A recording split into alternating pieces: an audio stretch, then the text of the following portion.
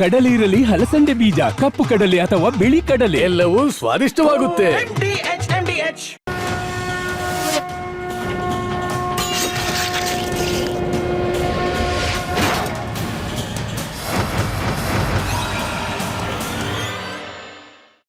ನಮಸ್ಕಾರ. ಮಹಾಭಾರತ ಚರ್ಚಾ ಕಾರ್ಯಕ್ರಮಕ್ಕೆ ಸ್ವಾಗತ. ನಾನು ಸ್ಮಿತಾ ರಂಗನಾಥ್. ಮೆಗಾ ಸೀರಿಯಲ್ನಂತೆ ನಡೀತಾ ಇದ್ದ ರಾಜ್ಯದ ಮುಖ್ಯಮಂತ್ರಿ ಕುರ್ಚಿ ಕಾದಾಟ ಕ್ಲೈಮ್ಯಾಕ್ಸ್ ಹಂತಕ್ಕೆ ಕಡೆಗೂ ಬಂದಿದೆಯಾ?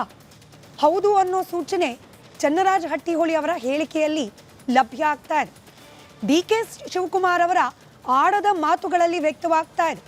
ಹಾಗಂದ ಮಾತ್ರಕ್ಕೆ ಕಾಂಗ್ರೆಸ್ನಲ್ಲಿ ಎಲ್ಲ ಸೆಟ್ಲ್ ಆಗೋ ಹಂತಕ್ಕೆ ಬಂದಿದೆಯಾ? ಫಾರಿನ್ ಟ್ರಿಪ್ಪಿಗೆ ಹೊರಟವರು ಸುರ್ಜೇವಾಲಾ ಅವರು ಹೇಳಿದ್ರು ಕೂಡ ನಾವು ವೈಯಕ್ತಿಕವಾಗಿ ಹೋಗೇ ತೀರ್ತೀವಿ ಅಂತ ಹೇಳಿ ಹಠಕ್ಕೆ ಬಿದ್ದಿದ್ದಾರಂತೆ. ಗೊತ್ತಿಲ್ಲ ಅಂತಕ್ಕಂತೆ. ಇದರ ನಡುವೆ ಮುಖ್ಯಮಂತ್ರಿ ಹಾಗೆ ಉಪಮುಖ್ಯಮಂತ್ರಿಗಳಿಗೆ ದೆಹಲಿಯಿಂದ ಕೊನೆಗೂ ಬುಲಾವ್ ಬಂದಿದೆಯಂತೆ. ಇದು ಕೂಡ ಅಂತಕ್ಕಂತೆ. ಅಲ್ಲಿಗೆ ಇದನ್ನು ನಾವು ಕ್ಲೈಮ್ಯಾಕ್ಸ್ ಅಂತ ಹೇಳಿ ಡಿಕ್ಲೇರ್ ಮಾಡಬಹುದಾ?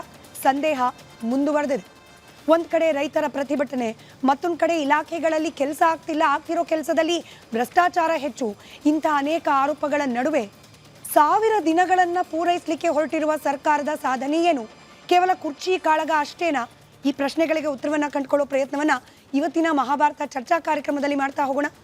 ಚರ್ಚೆಯಲ್ಲಿ ಸದ್ಯಕ್ಕೆ ಬಿಜೆಪಿಯ ವಕ್ತಾರರಾದ ಎಚ್.ಎನ್. ಚಂದ್ರಶೇಖರ್ ಅವರಿದ್ದಾರೆ. ಕಾಂಗ್ರೆಸ್ನ ವಕ್ತಾರರಾದ ಕಶ್ಯಪ್ ನಂದನ್ ಅವರು ಆನ್ ದ ವೇ ಇದ್ದಾರೆ, ಟ್ರಾಫಿಕ್ನಲ್ಲಿ ಸಿಕ್ಕಾಕೊಂಡಿದ್ದಾರಂತೆ. ಇನ್ನೇನು ಕೆಲವೇ ಕ್ಷಣಗಳಲ್ಲಿ ಜಾಯಿನ್ ಆಗೋ ನಿರೀಕ್ಷೆ ಇದೆ. ಜೆಡಿಎಸ್ನ ವಕ್ತಾರರಾದ ಅಶ್ವಿನ್ ಅವರಿದ್ದಾರೆ. ಹಿರಿಯ ಪತ್ರಕರ್ತರು, ರಾಜಕೀಯ ವಿಶ್ಲೇಷಕರಾದ ಶಿವಶಂಕರ್ ಸರ್ ಇದ್ದಾರೆ. ನಮಸ್ಕಾರ, ಎಲ್ಲರಿಗೂ ಕಾರ್ಯಕ್ರಮಕ್ಕೆ ಸ್ವಾಗತ.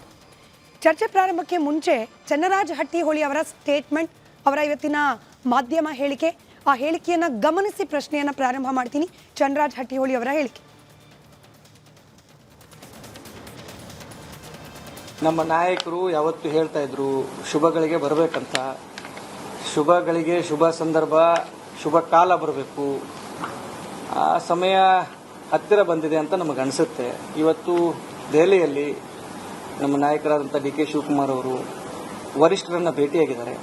ಸುಮಾರು ರಾಜಕೀಯ ಚರ್ಚೆಗಳಾಗಿದ್ದಾವೆ, ಸಂಘಟನೆ ಚರ್ಚೆಗಳಾಗಿದ್ದಾವೆ.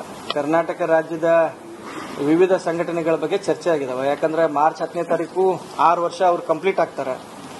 ಈ ಒಂದು ಕೆಪಿಸಿಸಿ ಅಧ್ಯಕ್ಷರಾಗಿ 6 ವರ್ಷಗಳನ್ನು ಕಂಪ್ಲೀಟ್ ಮಾಡ್ತಾ ಇದ್ದಾರೆ. 100 ಕಾಂಗ್ರೆಸ್ ಭವನಗಳಿಗೆ ಅಡಿಗಲ್ ಸಮಾರಂಭ ಮಾಡಬೇಕಂತ ಅವ್ರ ತಲೆಯಲ್ಲಿದೆ. ಆಮೇಲೆ ಅಸ್ಸಾಂ ಚುನಾವಣೆ ನಿಮಿತ್ತ ಕೂಡ ಸಾಕಷ್ಟು ಚರ್ಚೆಗಳಾಗಿದ್ದಾವೆ. ಒಟ್ಟಾರೆ ಈ ಸಾರಿಯ ಒಂದು ದೆಹಲಿ ಪ್ರವಾಸ ಯಶಸ್ವಿಯಾಗಿದೆ ಅಂತ ಹೇಳಿ ಬಯಸ್ತೀನಿ. ಅವರ ಕೊನೆ ಪದಗಳಿಂದ ನನ್ನ ಮೊದಲ ಪ್ರಶ್ನೆ ಪ್ರಾರಂಭ ಮಾಡ್ತಿದ್ದೀನಿ. ಶಿವಶಂಕರ್ ಸರ್, ಆ್ಯಕ್ಚುಲಿ ಕಾಂಗ್ರೆಸ್ ವಕ್ತಾರರು ಬಂದಿದ್ರೆ ಬಹುಶಃ ಅವ್ರಿಗೆ ಕೇಳ್ತಿದ್ದೇನೆ. ಅವ್ರು ಆನ್ ದ ವೇ ಇರೋದ್ರಿಂದ ಕಾಲ ಹತ್ರ ಬಂದಿದೆ, ಶುಭ ಸೂಚನೆ, ಎಲ್ಲ ಒಳ್ಳೇದಾಗ್ತಿದೆ. ಇದು ಇನ್ ಜನರಲ್ ಸ್ಟೇಟ್ಮೆಂಟ್ ಅಥವಾ ಯಾರಾದರೂ ಹೀಗೆ ಹೇಳು ಅಂತ ಹೇಳಿಸಿರೋ ಸಾಧ್ಯತೆ ಇದೆಯಾ ಅಂತ? ಸ್ಮಿತಾ ಅವರೇ, ಮೊದಲನೇದಾಗಿ ಈ ಒಂದು ಏನು ಇದು ನಡೀತಾ, ನೀವು ಮೆಗಾ ಸೀರಿಯಲ್ ಅಂತ ಹೇಳಿದ್ರಿ, ಇದು ಹೈಲಿ ಅನ್ಫಾರ್ಚುನೇಟ್ ಮತ್ತು ಒಂದು ರೀತಿಯಲ್ಲಿ ಇದು ದುರದೃಷ್ಟವಶಾತ್ ಇದು ಜನಗಳ ಒಂದು ಏನಂತಂದರೆ ಸಂಕಷ್ಟಕ್ಕೆ ಕಾರಣ ಆಗುವಂಥ ವಿಚಾರ. ಎರಡನೇದಾಗಿ ಇವಾಗ ಇದು ಚನ್ನರಾಜ ಹಟ್ಟಿಹೊಳಿ ಅವರು ಹೇಳ್ತಾ ಇದ್ದಾರೆ ಶುಭ ಕಾಲ ಹತ್ರ ಬರ್ತಾ ಇದೆ. ಇದನ್ನು ನಾವು ಇದು ಸುಮಾರು ಅಂದರೆ ನವೆಂಬರ್ 20ನೇ ತಾರೀಕಿಂದ ಕೇಳ್ತಾ ಇದ್ದೀವಿ. ಅದಕ್ಕೂ ಮುಂಚೆ ಏನು ಈ ಸರ್ಕಾರಕ್ಕೆ ಅದೇನು ಯಾವ ಮುಹೂರ್ತದಲ್ಲಿ ಈ ಸರ್ಕಾರ ಬಂತೋ ಗೊತ್ತಿಲ್ಲ. ಅಂದರೆ ನವೆಂಬರ್ 20, 2023 ಅವತ್ತಿನ ದಿನದಿಂದನೂ ಕೂಡ ಚರ್ಚೆ ನಡೀತಾ ಇದೆ. ಇಲ್ಲಿ ಏನಾಗುತ್ತೆ ಅಂದರೆ ಅಲ್ಲಿ ಒಂದು ವಿಷಯ ಬಂತು. ಏನಂದರೆ CM ಸಿದ್ದರಾಮಯ್ಯ ಮತ್ತು DCM ಡಿ.ಕೆ. ಶಿವಕುಮಾರ್ ಅವ್ರ ಮಧ್ಯದಲ್ಲಿ ಅಂದರೆ ಹೈಕಮಾಂಡ್ ಸಮ್ಮುಖದಲ್ಲಿ ಒಂದು ಒಪ್ಪಂದ ಆಗಿದೆ. ಅಂದರೆ 2.5 ವರ್ಷ ಆಗ್ತಾ ಇದ್ದಾಗೆ ಇವರು ಅಧಿಕಾರ ಹಸ್ತಾಂತರವನ್ನು ಮಾಡಬೇಕು ಅಂತ. ಆ ಒಪ್ಪಂದ ಯಾರು ಅದನ್ನು ಇದುವರೆಗೂ ಇದು ಮಾಡಿಲ್ಲ, ಏನಂದರೆ ಅದನ್ನು ಏನು ದೃಢೀಕರಿಸಿಲ್ಲ. ಇವರು ಹೇಳ್ತಾರೆ, ಹೇಳಿದ್ದುಂಟು, ಅವ್ರು ಮಾತು ಕೊಟ್ಟಿದ್ದರು, ಇವ್ರು ನಡೆಸ್ಕೊಳ್ತಾರೆ, ಈ ಥರದ್ದೆಲ್ಲ ಇದೆ. ಆದರೆ ನನಗೆ ಒಬ್ಬ ಕಾಂಗ್ರೆಸ್ನವರೇ ಒಂದು ಮಾತು ಹೇಳಿದ್ರು, ಸರ್ ಆಗಿರೋದಾದರೆ ಒಪ್ಪಂದ ಅದಕ್ಕಿಂತ ಇನ್ನೊಂದು ಥರದ ಒಪ್ಪಂದ ಆಗಿದೆ. ಅದು CM DCM ಅವ್ರ ಮಧ್ಯದಲ್ಲಿ.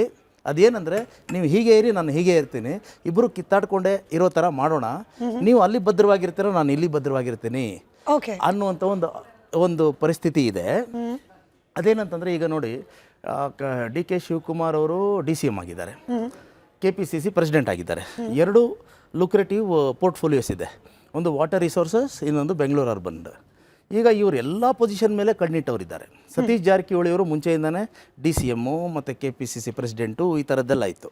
ಈಗ ಗಲಾಟೆ ಮಾಡದೆ ಬಿಟ್ಟರೆ ಇದು ಹೋಗುತ್ತೆ ಅಂತ ನಾನು ಹೇಳ್ತಾ ಇರೋದಲ್ಲ, ಅವ್ರ ವಿಷಯ ಅವ್ರ ಪಾರ್ಟಿಯವ್ರದ್ದು ವಿಶ್ಲೇಷಣೆ ಹೇಳ್ತೀನಿ. ಇದು ಹೋಗುತ್ತೆ. ಇದು ಈ ಗಲಾಟೆನೇ ಮಾಡ್ತಾ ಇದ್ರೆ ಇದು ಇರುತ್ತೆ. ಆಮೇಲೆ ಇವರು CM ಅವರು ಕಳ್ಕೊಳ್ಳೋದು ಏನಿಲ್ಲ, CM ಮುಂದುವರಿತಾರೆ. Each and every day is a bonus. ಈಗ ಆಗಿರೋ ಒಪ್ಪಂದ ಅದಾಯ್ತೋ ಇಲ್ವೋ ಗೊತ್ತಿಲ್ಲ, ಈ ಒಪ್ಪಂದ ಆದಂಗಿದೆ ಅಂತ ನಾನು ಹೇಳ್ತಾ ಇರೋದಲ್ಲ, ಪ್ರಾಕ್ಟಿಕಲಿ ನಂಬೋಕೆ ಅರ್ಹ ಅನ್ನೋ ರೀತಿಯಲ್ಲಿ. ಯಾಕಂದ್ರೆ ಹೀಗೆ ಮುಂದುವರಿಯೋಣ. ಈಗ ಏನಂತಂದ್ರೆ DCM ಅವರು ಎಲ್ಲ ಸರಿ ಹೋಯ್ತು ಅಂತ ಸುಮ್ಮನೆ ಕೂತ್ಕೊಂಡ್ರೆ ಫಸ್ಟ್ ಏನು ಮಾಡ್ತಾರೆ, PCC ಪ್ರೆಸಿಡೆಂಟಿಗೆ ಕೇಳ್ತಾರೆ, ಆಮೇಲೆ DCM ತೆಗಿತಾರೆ, ಆಮೇಲೆ ಕ್ಯಾಬಿನೆಟ್ದು ಪೊಸಿಷನ್ ಏನಾಗುತ್ತೋ ಗೊತ್ತಿಲ್ಲ. ಹಿಂಗಿರುವಾಗ ಹೀಗೆ ಇರೋಣ. ಆಮೇಲೆ ಇದು ಸರ್ಕಾರದಲ್ಲಿ ಇವ್ರ ಪೊಸಿಷನ್ನು ಸ್ಟ್ರಾಂಗ್ ಇದೆ ಹೇಗಿದ್ರು. CM ಅವ್ರು ಹೇಗಿದ್ದಾರೆ, ಈ ಥರದ್ದು ನಡೀತಾ ಇದೆಯಾ ಅಂತ ನಾನು ಹೇಳ್ತಾ ಇರೋದಲ್ಲ. ಇದು ಇಬ್ಬರಿಗೂ CM DCM ಅವ್ರಿಗೆ ಈ ಮೂಲಕ ಒಂದು ಅಲರ್ಟ್ ಕೂಡ ಆಗಬಹುದು. ಇದು ನಿಮ್ಮ ಪಕ್ಷದೊಳಗಡೆ ನಡೀತಾ ಇದೆ. ಈಗ ನೀವು ಮಾಡ್ತಾ ಇರೋಂಥ ಈ ಕೆಲಸದಿಂದ ಈ ಥರದ ಒಂದು ಸ್ಪೆಕ್ಯುಲೇಷನ್ಗೆ ಆಸ್ಪದ ಆಗ್ತಾ ಇದೆ. ಅದು ನಿಮ್ಗೆ ಒಳ್ಳೇದಾ, DCM ಅವ್ರಿಗೆ ಒಳ್ಳೇದಾ, ಅಥವಾ ಪಾರ್ಟಿಯವ್ರಿಗೆ ಒಳ್ಳೇದಾ? ಸೊ ಹೀಗೆ ಈಗ ರಾಹುಲ್ ಗಾಂಧಿ ಅವ್ರದ್ದು ನೋಡಿ, ಅವರು ಅವ್ರದ್ದೇ ಆದಂಥ ತಾಪತ್ರಯಗಳಿವೆ. ಅವರು ನ್ಯಾಷನಲ್ ಪಾಲಿಟಿಕ್ಸ್ ಮಾಡಬೇಕು. ಆ ನ್ಯಾಷನಲ್ ಪಾಲಿಟಿಕ್ಸ್ ಮಾಡೋದಕ್ಕೆ ರಿಸೋರ್ಸಸ್ ಮೊಬಿಲೈಸ್ ಮಾಡಬೇಕು. ಈಗ ಅಸ್ಸಾಂ ಚುನಾವಣೆ ಬಂದಿದೆ, ವೆಸ್ಟ್ ಬೆಂಗಾಲ್ ಚುನಾವಣೆ ಬಂದಿದೆ, ಕೇರಳ ಇದೆ. ಆಮೇಲೆ ಕೇರಳ ಅಸ್ಸಾಂ ಅಂತೂ ಅವ್ರಿಗೆ ಭಾಳ ಇಂಪಾರ್ಟೆಂಟ್, ಯಾಕಂದರೆ ಕಾಂಗ್ರೆಸ್ಗೆ ಅಲ್ಲಿ ಸ್ಟೇಕ್ಸ್ ಆರ್ ಹೈ. ಇಂಥ ಸಮಯದಲ್ಲಿ ಅದನ್ನು ಅವ್ರು ಫೋಕಸ್ ಮಾಡಬೇಕಾ, ಇದನ್ನು ಇದು ಮಾಡ್ಕೊಂಡು ಕೂತ್ಕೋಬೇಕಾ? ಒಂದು. ಎರಡನೇದು, ಈಗ ಭಾಳ ಕಾಂಗ್ರೆಸ್ನಲ್ಲಿ ಇರುವಂಥದ್ದು ಏನಂತಂದರೆ, ಸಿದ್ದರಾಮಯ್ಯ ಅವ್ರನ್ನ ತೆಗೆಯೋದಕ್ಕೆ ವ್ಯಾಲಿಡ್ ರೀಸನ್ ಏನಿದೆ, ಇದೊಂದು ಮಾತು ಅನ್ನೋದನ್ನು ಕೊಟ್ಟಿರೋದನ್ನು ಬಿಟ್ಟರೆ. ಎರಡನೇದು ಆಯಿತು, DK ಶಿವಕುಮಾರ್ ಅವರು ಕಷ್ಟಪಟ್ಟಿದ್ದಾರೆ, ಅವರು ಅಧ್ಯಕ್ಷರಾಗಿ ಅವ್ರ ನೇತೃತ್ವದಲ್ಲಿ ಸರ್ಕಾರ ಬಂದಿದೆ. ಆದರೆ ಹಾಗಂತ ಅವರಿಗೆ ಇದು CM ಪದವಿ ಕೊಡೋಣ ಅಂದರೆ ಸಿದ್ದರಾಮಯ್ಯ ಅವರಿಗೆ ಏನು ಸಮಾನಾಂತರವಾದಂತಹ ಗೌರವಾನ್ವಿತವಾದಂಥ ಇನ್ನೊಂದು ಪದವಿ ಯಾವುದಿದೆ ಅನ್ನುವಂಥದ್ದು. ಅವ್ರನ್ನೇನು ರಾಜ್ಯಸಭಾ ಮೆಂಬರ್ ಮಾಡೋದು CMಗೆ ಈಕ್ವಲ್ಲ, ಅಥವಾ ಗವರ್ನರ್ ಮಾಡೋಣ ಅಂತಂದ್ರೆ ನಿಮಗೆ ಕೇಂದ್ರದಲ್ಲಿ ಅಧಿಕಾರ ಇದೆಯಾ? ಈ ಒಂದು ಅಡಕತ್ತಿನಲ್ಲಿ ಅವ್ರು ಸಿಕ್ಕಾಕೊಂಡಿದ್ದಾರೆ. DK ಶಿವಕುಮಾರ್ ಅವರಿಗೆ ಇಟ್ಸ್ ಎ ಲೆಜಿಟಿಮೇಟ್ ಆಸ್ಪಿರೇಷನ್. ನಾನು KPCC ಪ್ರೆಸಿಡೆಂಟ್ ಆಗಿ ಇದು ನಾನು ಕೆಲಸ ಮಾಡಿದ್ದೀನಿ. ಆಮೇಲೆ ಯಾವಾಗ ದಿನೇಶ್ ಗುಂಡೂರಾವ್ ಅವರು ಪ್ರೆಸಿಡೆಂಟ್ ಆಗಿದ್ದಾಗ ಕಚೇರಿ ನಡೆಸೋದಕ್ಕೆ ದುಡ್ಡಿಲ್ಲ ಅನ್ನುವಂಥ ಒಂದು ಪರಿಸ್ಥಿತಿ ಇತ್ತು. ಅಂಥ ಒಂದು ಪರಿಸ್ಥಿತಿಯಲ್ಲಿ ಇದ್ದಂಥ ಪಾರ್ಟಿನ ನಾನು ಇವರೆಗೂ ತಗೊಂಡು ಬಂದಿದ್ದೀನಿ. 100 ಬಂದಿದ್ದೀನಿ. Is it practical at the present situation ಅಂದಾಗ ಯಾರೇ ಆಗಾದ್ರೂ ಆಗ ಅನಿಸೋದಿಲ್ಲ. ಹಾಗಂತ ಬಿಟ್ಬಿಟ್ರೆ ಈ ಥರ ಆಗುತ್ತೆ ಅಂತ ಒಪ್ಪಂದ ಈ ಥರ ಇರಬಹುದು. ನೋಡಿ, ನೀವು ನೋಡಿ ಬೇಕಾಗಿದೆ CM DCM ಅವರು, ಇದು ನಾನು ಹೇಳೋದಲ್ಲ, ಆ ಕಾಂಗ್ರೆಸ್ ಕಾರ್ಯಕರ್ತರು ಕೆಲವರು ನಮ್ಮ ಹತ್ರ, ಯಾಕಂದ್ರೆ ನಾವು ಜರ್ನಲಿಸ್ಟ್ಗಳು, ನಮ್ಮ ಹತ್ರ ಎಲ್ಲ ಥರದ ವಿಚಾರಗಳು ಬರ್ತಾ ಇರ್ತಾರೆ. ಅವ್ರು ಹೇಳ್ತಾರೆ ಅವರಿಬ್ರು ಚೆನ್ನಾಗಿದ್ದಾರೆ. ಬಟ್ ಹಂಗೋ ಹಿಂಗೋ ಗೊತ್ತಿಲ್ಲ, ಚಂದ್ರಶೇಖರ್ ಅವರೇ ಏನೋ ಒಪ್ಪಂದ ಮಾಡ್ಕೊಂಡಿದ್ದಾರೋ ಅಥವಾ ಬೇರೆಯದೇ ರೀತಿ, ಇವಾಗ ಶಿವಶಂಕರ್ ಸರ್ ಹೇಳ್ದಾಗೆ ಬೇರೆಯದೇ ರೀತಿಯ ಅಂಡರ್ಸ್ಟ್ಯಾಂಡಿಂಗ್ ಅಲ್ಲಿ ಇದ್ದಾರೋ, ಯಾವುದಾದ್ರೂ ಮಾಡ್ಕೊಳ್ಳಿ, ರಾಜ್ಯದ ಕಡೆ ಗಮನ ಕೊಡ್ಲಿ ಅನ್ನೋದು ಎಲ್ಲರ ಪ್ರಾರ್ಥನೆ. ಬಟ್ ಈಗ ಬೇರೆಯವರೆಲ್ಲ ಹೇಳ್ತಿರೋ ಹೇಳಿಕೆ ನೋಡಿದ್ರೆ, ಚಂದ್ರರಾಜ್ ಹಟ್ಟಿಹೊಳಿ, ಇಕ್ಬಾಲ್ ಅವರು ಹೇಳ್ತಿರೋದು, ಶಿವಗಂಗಾ ಬಸವರಾಜ್ ಅವರು, ಯತೀಂದ್ರ ಸಿದ್ದರಾಮಯ್ಯನವರು ಫಾರ್ ದಟ್ ಮ್ಯಾಟರ್, ಇವರ ಹೇಳಿಕೆ ನೋಡಿದ್ರೆ ಎಲ್ಲವೂ ಸರಿ ಇಲ್ಲ ಅನ್ನೋದಂತೂ ಗೊತ್ತಾಗ್ತಾ ಇದೆ ಕಾಂಗ್ರೆಸ್ನಲ್ಲಿ. ಚಂದ್ರರಾಜ್ ಹಟ್ಟಿಹೊಳಿ ಅವರು ಒಂದು ಒಳ್ಳೆ ಮಾತು ಹೇಳಿದ್ರು, ಶುಭ ಕಾಲ ಹತ್ತಿರ ಬರ್ತಾ ಇದೆ, ಎಲ್ಲ ಒಳ್ಳೇದಾಗುತ್ತೆ ಅಂತೇಳಿ. ಸ್ವಲ್ಪ ಸಿದ್ದರಾಮಯ್ಯವರು ಅದನ್ನು ಕೇಳಿಸ್ಕೋಬೇಕು. ಅಂದರೆ ಇಷ್ಟು ದಿವಸ ಇದ್ದಿದ್ದು ಶುಭ ಕಾಲ, ಇಷ್ಟು ದಿವಸ ಯಾವುದು ಒಳ್ಳೇದಾಗಿರ್ಲಿಲ್ಲ ಅಂತ ಹೇಳಿ. ಅಂದರೆ ಇವ್ರು ಸಿದ್ದರಾಮಯ್ಯವ್ರದ್ದು ಐರನ್ ಲೆಗ್ಗು, ನಿಮ್ಮ ಇಟ್ಟಿದ್ದೆಲ್ಲನೂ ಹಾಳಾಗೋಗಿದೆ, ಇನ್ನು ಮುಂದೆ ಏನಾದರೂ ಒಳ್ಳೆ ಕಾಲ ಬಂದರೆ ಶುಭ ಕಾಲ ಬರುತ್ತೆ ಅಂತೇಳಿ ನಾವು ಹೇಳ್ತಿರೋದಲ್ಲ. ನಿಮ್ಮ MLC-ಗಳು DK ಶಿವಕುಮಾರ್ ಅವರಿಗೆ ಒಳ್ಳೆ ಕಾಲ ಅಂತ ಹೇಳಿರ್ಬೋದು, ವೈಯಕ್ತಿಕವಾಗಿ ಯಾರಿಗೆ ಗೊತ್ತು. ರಾಜ್ಯಕ್ಕೆ ಒಳ್ಳೆ ಕಾಲ ಅದು. ಅದನ್ನ ಸಿದ್ದರಾಮಯ್ಯವ್ರು ಅರ್ಥ ಮಾಡ್ಕೋಬೇಕು. ಎಂಥ ಅಶುಭ ಕಾಲಕ್ಕೆ ನಿಮ್ಮ ಕಾಲದಲ್ಲಿ ಕಾಲಿಟ್ಟ ಮೇಲೆ ಆಗೋಯ್ತು ಅಂತ ಹೇಳಿ. ನೋಡಿ, ಜನ ತುಂಬ ಎಕ್ಸ್ಪೆಕ್ಟೇಷನ್ ಇಟ್ಕೊಂಡಿದ್ದಾರೆ. ಹಾದಿ ಬೀದಿಲಿ ಕಿತ್ತಾಡಿ ಅವ್ರ ಮುಂದೆ ನಗೆಪಾಟ್ಲಿಗೆ ಈಡಾಗಬಾರ್ದು. ಇದು ನಾನು ಹೇಳಿರೋ ಮಾತಲ್ಲ, ಇವತ್ತು G ಪರಮೇಶ್ವರ್ ಅವ್ರು ಹೇಳಿರೋ ಮಾತು. ಅದ್ರ ಅರ್ಥ ಏನು, ಜನ ತುಂಬ ಆಸೆ ಇಟ್ಕೊಂಡಿದ್ರು. ಇವತ್ತು ನಾವು ಆಡ್ತಿರೋ ಈ ಹಂದಿ ಬೀದಿ ನಾಯಿ ಕಿತ್ತಾಡ್ದೊಳಗಡೆಗೆ ಜನ ನಮ್ಮನ್ನ ಶಾಪಾಕಕ್ಕೆ ಶುರು ಮಾಡಿದ್ದಾರೆ ಅಂತೇಳಿ ಒಬ್ಬ ಸೀನಿಯರ್ ಕಾಂಗ್ರೆಸ್ ಲೀಡರ್ ಹೇಳ್ತಾ ಇದ್ದಾರೆ ಅಂತ ಹೇಳಿದ್ರೆ, ಜನಸಾಮಾನ್ಯರು ವಿರೋಧ ಪಕ್ಷಗಳು ಬೇರೆ ಏನು ಮಾತಾಡಬೇಕು? ಇವತ್ತು ನೋಡಿ, ಯಾವುದಾದ್ರೂ ಒಂದು ರಂಗದೊಳಗಡೆಗೆ ಇವತ್ತು ರಾಜ್ಯ ಸರ್ಕಾರ ಕೆಲಸ ಮಾಡ್ತಾ ಇದೆಯಾ? ಅವರ MLA ಹೇಳ್ತಾರೆ, ರಾಜು ಕಾಗೆ ಅವರು, ನನಗೆ ₹1 ದುಡ್ಡು ಬಂದಿಲ್ಲ, ಬೆಂಗಳೂರಿಗೆ ಬಂದು ನೇಣು ಹಾಕೋಬೇಕು ನಾನು ಅಂತ ಹೇಳ್ತಾ ಇದ್ದಾರೆ. ಎಲ್ಲದರಲ್ಲೂ ಹಗರಣಗಳು, ಯಾರು ಹೇಳೋರಿಲ್ಲ ಕೇಳೋರಿಲ್ಲ. ಡಿಸೆಂಬರ್ 3ನೇ ತಾರೀಕಿಂದ ಇಲ್ಲಿವರೆಗೂ 6 ಸರಿ ಡೆಲ್ಲಿಗೆ ಹೋಗಿ ಬಂದಿದ್ದಾರೆ DK ಶಿವಕುಮಾರ್. ಸರಿ, ಒಬ್ಬ DCM, 2 ಮಹತ್ವದ ಖಾತೆಯವರು, ಡಿಸೆಂಬರ್ 3, ಡಿಸೆಂಬರ್ 13, ಡಿಸೆಂಬರ್ 25, ಜನವರಿ 7, ಜನವರಿ 17, ನಿನ್ನೆ ಯಾವ ಕೆಲಸದ ಮೇಲೆ ಅವರೇ ಸ್ಪಷ್ಟವಾಗಿ ಹೇಳಿದ್ರು, ನಾನು ರಾಜಕಾರಣ ಮಾಡಕ್ಕೆ ಹೋಗಿರೋದು. ವಿಜೇಂದ್ರ ಅವರು ಡೆಲ್ಲಿಗೆ ಹೋಗ್ತಾರೆ, ಯತ್ನಾಳ್ ಅವರು ಡೆಲ್ಲಿಗೆ ಹೋಗ್ತಾರೆ. ವಿಜೇಂದ್ರ ಅವರು ಡಿಸಿಎಂ ಆಗಿಲ್ಲ, ವಿಜೇಂದ್ರ ಅವ್ರ ಕೈಲಿ ಜಲ ಸಂಪನ್ಮೂಲ ಆಯ್ತು, ನಿಮ್ಮ ಬಂದಿಲ್ಲ. ಪಕ್ಷದ ವಿಜೇಂದ್ರ ಅವ್ರ ಸರ್ಕಾರ ಕೈಯಲ್ಲಿ ಇದ್ದಾಗ್ಲೂ ನಗರಾಭಿವೃದ್ಧಿ ಕೂಡ, ಸಚಿವಾಲಯ ಇಲ್ಲ. ನಿಮ್ಮ ಪಕ್ಷದ ಸರ್ಕಾರ ವಿಜೇಂದ್ರ ಇದ್ದಾಗ್ಲೂ ಅವರು ಕೂಡ BC ಒಳಗಡೆಗೆ ಹೈಕಮಾಂಡ್ ಆಜ್ಞೆಗೆ ಹೋಗ್ತಿದ್ರಿ ದೆಹಲಿಗೆ. ಊರಲ್ಲೆಲ್ಲ ಗುಂಡಿ ಬಿದ್ದಿಲ್ಲ ಇದ್ರೊಳಗಡೆಗೆ. ಅಂದ್ರೆ ನೋಡಿ, ಜಲಸಂಪನ್ಮೂಲ ಸಚಿವಾಲಯದ ಕಡೆ ಬಾರಿ ಸೆಕ್ರೆಟರಿಯೇಟ್ ಲೆವೆಲ್ ಮೀಟಿಂಗು ಕಳೆದ ಜುಲೈ 17ನೇ ತಾರೀಕು, ಕಳೆದ ಜುಲೈ 17. ಆಲ್ಮೋಸ್ಟ್ ಇನ್ನು 3 ತಿಂಗಳಿಗೆ 1 ವರ್ಷ ಆಗುತ್ತೆ ಸೆಕ್ರೆಟರಿಯೇಟ್ ಲೆವೆಲ್ ಮೀಟಿಂಗ್ ಮಾಡಿ. ತುಂಗಭದ್ರಾ ಜಲಾಶಯದ 24 ಗೇಟ್ ಇದನ್ನ ಮಾಡಬೇಕು ಅಂತ ಹೇಳಿದ್ರು. ಇನ್ನು 1 ತಿಂಗಳಿಗೆ ಮಳೆ ಬರ್ತಾ ಇದೆ ಸ್ಮಿತಾ, ಇನ್ನು ಒಂದೇ ಒಂದು ಕಂಪ್ಲೀಟ್ ಆಗಿರೋದು, 2ನೇದು ರೆಡಿ ಆಗಿದೆಯಂತೆ. ಎಲ್ಲಿಗೆ ಹೋಗ್ಬೇಕು ಈ ರೈತರ ಬಾಳು? ಕಳೆದ ಬಾರಿ ಇದೇ ರೀತಿ ಆಗಿತ್ತು, ಅದೆಲ್ಲ ಕೊಚ್ಕೊಂಡು ಹೋಗ್ಬಿಟ್ಟು ರೈತರ ಬಾಳು ಬೀದಿಗೆ ಬಿದ್ದೋಯ್ತು. ಇವತ್ತು ಇನ್ನೂ 1 ವರ್ಷ ಸಮಯ ಆಯ್ತು, ಇಲ್ಲಿವರೆಗೂ ಮಾಡಿಲ್ಲ. ಯಾಕೆ ಅಂತ ಹೇಳಿದ್ರೆ ಗೊತ್ತಿಲ್ಲ, ದುಡ್ಡಿಲ್ಲ ಅನ್ಸುತ್ತೆ. ಅದು ನೋಡೋದಕ್ಕೆ ಪುಣ್ಯಾತ್ಮ DK ಶಿವಕುಮಾರ್ ಕೈಲಿ ಪುರ್ಸೊತ್ತೇ ಇಲ್ಲ. ಇಂತಹ ಪರಿಸ್ಥಿತಿ ಒಳಗಡೆಗೆ ರಾಜ್ಯವನ್ನು ಬೈಯಕ್ಕೆ ಬಿಟ್ಬಿಟ್ಟು, ರಾಜ್ಯವನ್ನು ದಿವಾಳಿ ಮಾಡಕ್ಕೆ ಬಿಟ್ಬಿಟ್ಟು, ನನ್ನ ಕುರ್ಚಿ ಅಂತ ಇದು ಮಾಡ್ತಿದ್ದಾರಲ್ಲ ನೋಡಿ. ಈಗ 54 ಜನ ಫಸ್ಟ್ ಫಾರಿನ್ ಟೂರ್ ಹೊರಟ್ರು. ಅದಾದ್ಮೇಲೆ ಸುರ್ಜೇವಾಲಾ ಮಾತಾಡಿದಂತೆ ಹೀಗಾಗಿ ಇವತ್ತು 28 ಜನ ಆಗಿದೆ. ಈಗ 28 ಜನರ ಬಾಯಲ್ಲಿ ಬರ್ತಿರ್ತಕ್ಕಂಥ ಭಾಷೆ ಏನು? ಇವತ್ತು ಪಟ್ಟಣ ಶೆಟ್ಟಿ ಹೇಳಿರೋದು, ವಿದೇಶಕ್ಕೆ ನಾವೇನು ಹೋಗ್ಬಾರ್ದೇನ್ರಿ, ವಿದೇಶ ನೋಡಬಾರ್ದು ಅಂತೇಳಿ. ನಿನ್ನೆವರೆಗೂ ಆಡ್ತಿದ್ದ ನಾಟಕ ಯಾವುದು? ಬೃಹಂಗಳಿ ನಾಟಕ. ಇದು ಪಶುಸಂಗೋಪನಾ ಇಲಾಖೆಯಿಂದ ಅಂತೇಳಿ. ಇವಾಗ ಪಶುಸಂಗೋಪನಾ ಇಲಾಖೆನೇ ಹೋಯ್ತು. ಅದೇನೋ ಹಸು ಹೆಂಗ್ ಹಾಲು ಕರೀತದೆ ಅದು ನೋಡೋದು ಹೋಯ್ತು. ಅದೇನೋ ಕುರಿ ಮಾಂಸ ಏನೋ ಮಾಡೋದು ಅದು ಹೋಯ್ತು. ಇವಾಗ ಇದಕ್ಕಿದಂಗೆ ಶುರುವಾಗಿರೋದು ನಾವು ನೋಡಬಾರ್ದು ಅಂತೇಳಿ. ಸರ್ಕಾರದ ಭಾಗ ಆಗಿರ್ತಕ್ಕಂಥ DCM ಹೇಳ್ತಾರೆ, ನನಗೆ ಈ ವಿಷಯನೇ ಗೊತ್ತಿಲ್ಲ, ಅವ್ರು ಯಾರು ಹೋಗೋರ್ಯಾರೋ ಕಳಿಸೋರ್ಯಾರೋ ಹೇಳ್ತಿದಾರಲ್ಲ, ವೈಯಕ್ತಿಕವಾಗಿ ಹೋಗ್ತಿದೀವಿ, ಕುಟುಂಬ ಸಮೇತರಾಗಿ ಹೋಗ್ತಿದೀವಿ, ಸಮಾನ ಮನಸ್ಕರು ಹೋಗ್ತಾ ಇದೀವಿ, ಇದಕ್ಕೂ ಕುರ್ಚಿ ಕಾದಾಟಕ್ಕೂ ಏನ್ ಲಿಂಕು? ಪ್ರಶ್ನೆ ಅವ್ರು ಕೇಳ್ತಿರೋ ನಾನು ಹೇಳ್ತಿದ್ದೀನಿ. ಹೌದು, ನೀವು ಕುಟುಂಬ ಸಮೇತಕ್ಕೂ ಹೋಗ್ಬೇಕಾದ್ರೆ, ಖುಷಿಯಾಗಿ ಹೋಗ್ಬೇಕಾದ್ರೆ ಯಾರು ತಡೆಯೋದಿಲ್ಲ. ಅದಕ್ಕೆ ಹೋಗ್ತಾ ಇರ್ತಕ್ಕಂಥ ಸಂದರ್ಭ ಅದು.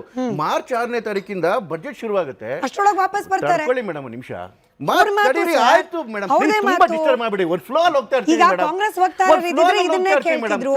ನೀವು ಫ್ಲೋ ಅಲ್ಲಿ ಹೋಗಿ ಸರ್, ಫ್ಲೋ ಅಲ್ಲಿ ಹೋಗಿ ಜೊತೆಲಿ ಇದನ್ನು ಸೇರಿಸ್ಕೊಂಡು ಫ್ಲೋ ಅಲ್ಲಿ ಹೋಗಿ ಹೇಳಿ. ಇರಿಟೇಟ್ ಆಗ್ಬಿಡುತ್ತೆ ಮೇಡಮ್. ನಿಮ್ಗೆ ಉತ್ತರ ಹೇಳ್ತೀನಿ ನಾನು. ಹೇಳಿ ಸರ್, ಸಮಾಧಾನ ಯಾಕೆ ಇರಿಟೇಟ್ ಮಾಡ್ಕೊಳ್ತೀರಿ? ಸಮಾಧಾನವಾಗಿ ಉತ್ತರ ಮಾತಾಡಕ್ಕೆ ಬಿಡಲ್ಲ ನೋಡಿ. ನೀವೇ ಮಾತಾಡಿ. ಆಯ್ತು ಸರ್, ತಪ್ಪಾಯ್ತು. ಕಂಟಿನ್ಯೂ ಮಾಡಿ. Thank you.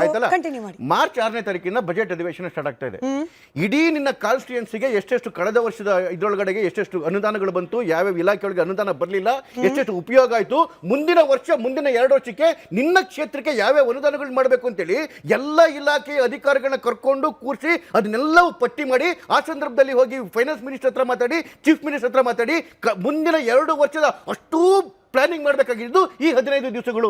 This is very crucial. ಯಾಕೆ ಅಂತ ಹೇಳಿದ್ರೆ ಕಡೆಯ ಇನ್ಸ್ಟಾಲ್ಮೆಂಟ್ ರಿಲೀಸ್ ಆಗೋದು ನಿಮಗೆ ಮಾರ್ಚ್ ಅಲ್ಲಿ.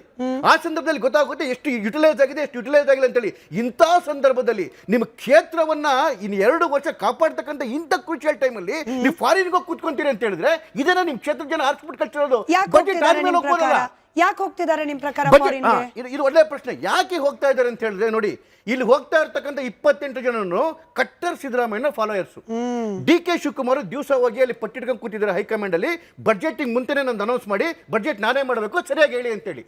ಸಪೋಸ್ ಆ ವಿಚಾರದಲ್ಲಿ ಏನಾದ್ರು ಇವತ್ತು ಹೈಕಮಾಂಡ್ ಇವರಿಬ್ಬರನ್ನ ಕರೀತು ಅಂತ ಇಟ್ಕೊಳ್ಳಿ. ಈ 28 ಜನ ಫಾರಿನರ್ ಇರ್ಬೇಕಾದ್ರೆ ನೀವೇನು ಇಲ್ಲಿಂದ ಶಾಸಕಾಂಗ ಸಭೆ ಮಾಡ್ತೀರಾ ಅಂತೇಳಿ ಒಂದು ಕೊಕ್ಕೆ ಇಡ್ತಾರೆ ಅಲ್ಲಿ ಸಿದ್ದರಾಮಯ್ಯನವರು. ಶಾಸಕಾಂಗ ಸಭೆ ಮಾಡ್ಬೇಕಾದ್ರೆ ಎಲ್ಲರೂ ಇರಬೇಕು ತಾನೆ. ಶಾಸಕಾಂಗ ಸಭೆ ಇಲ್ದಂಗೆ ನೀವು ಯಾವ್ದು ತೀರ್ಮಾನ ತಗೊಳ್ಳಿಕ್ಕಾಗಲ್ಲ.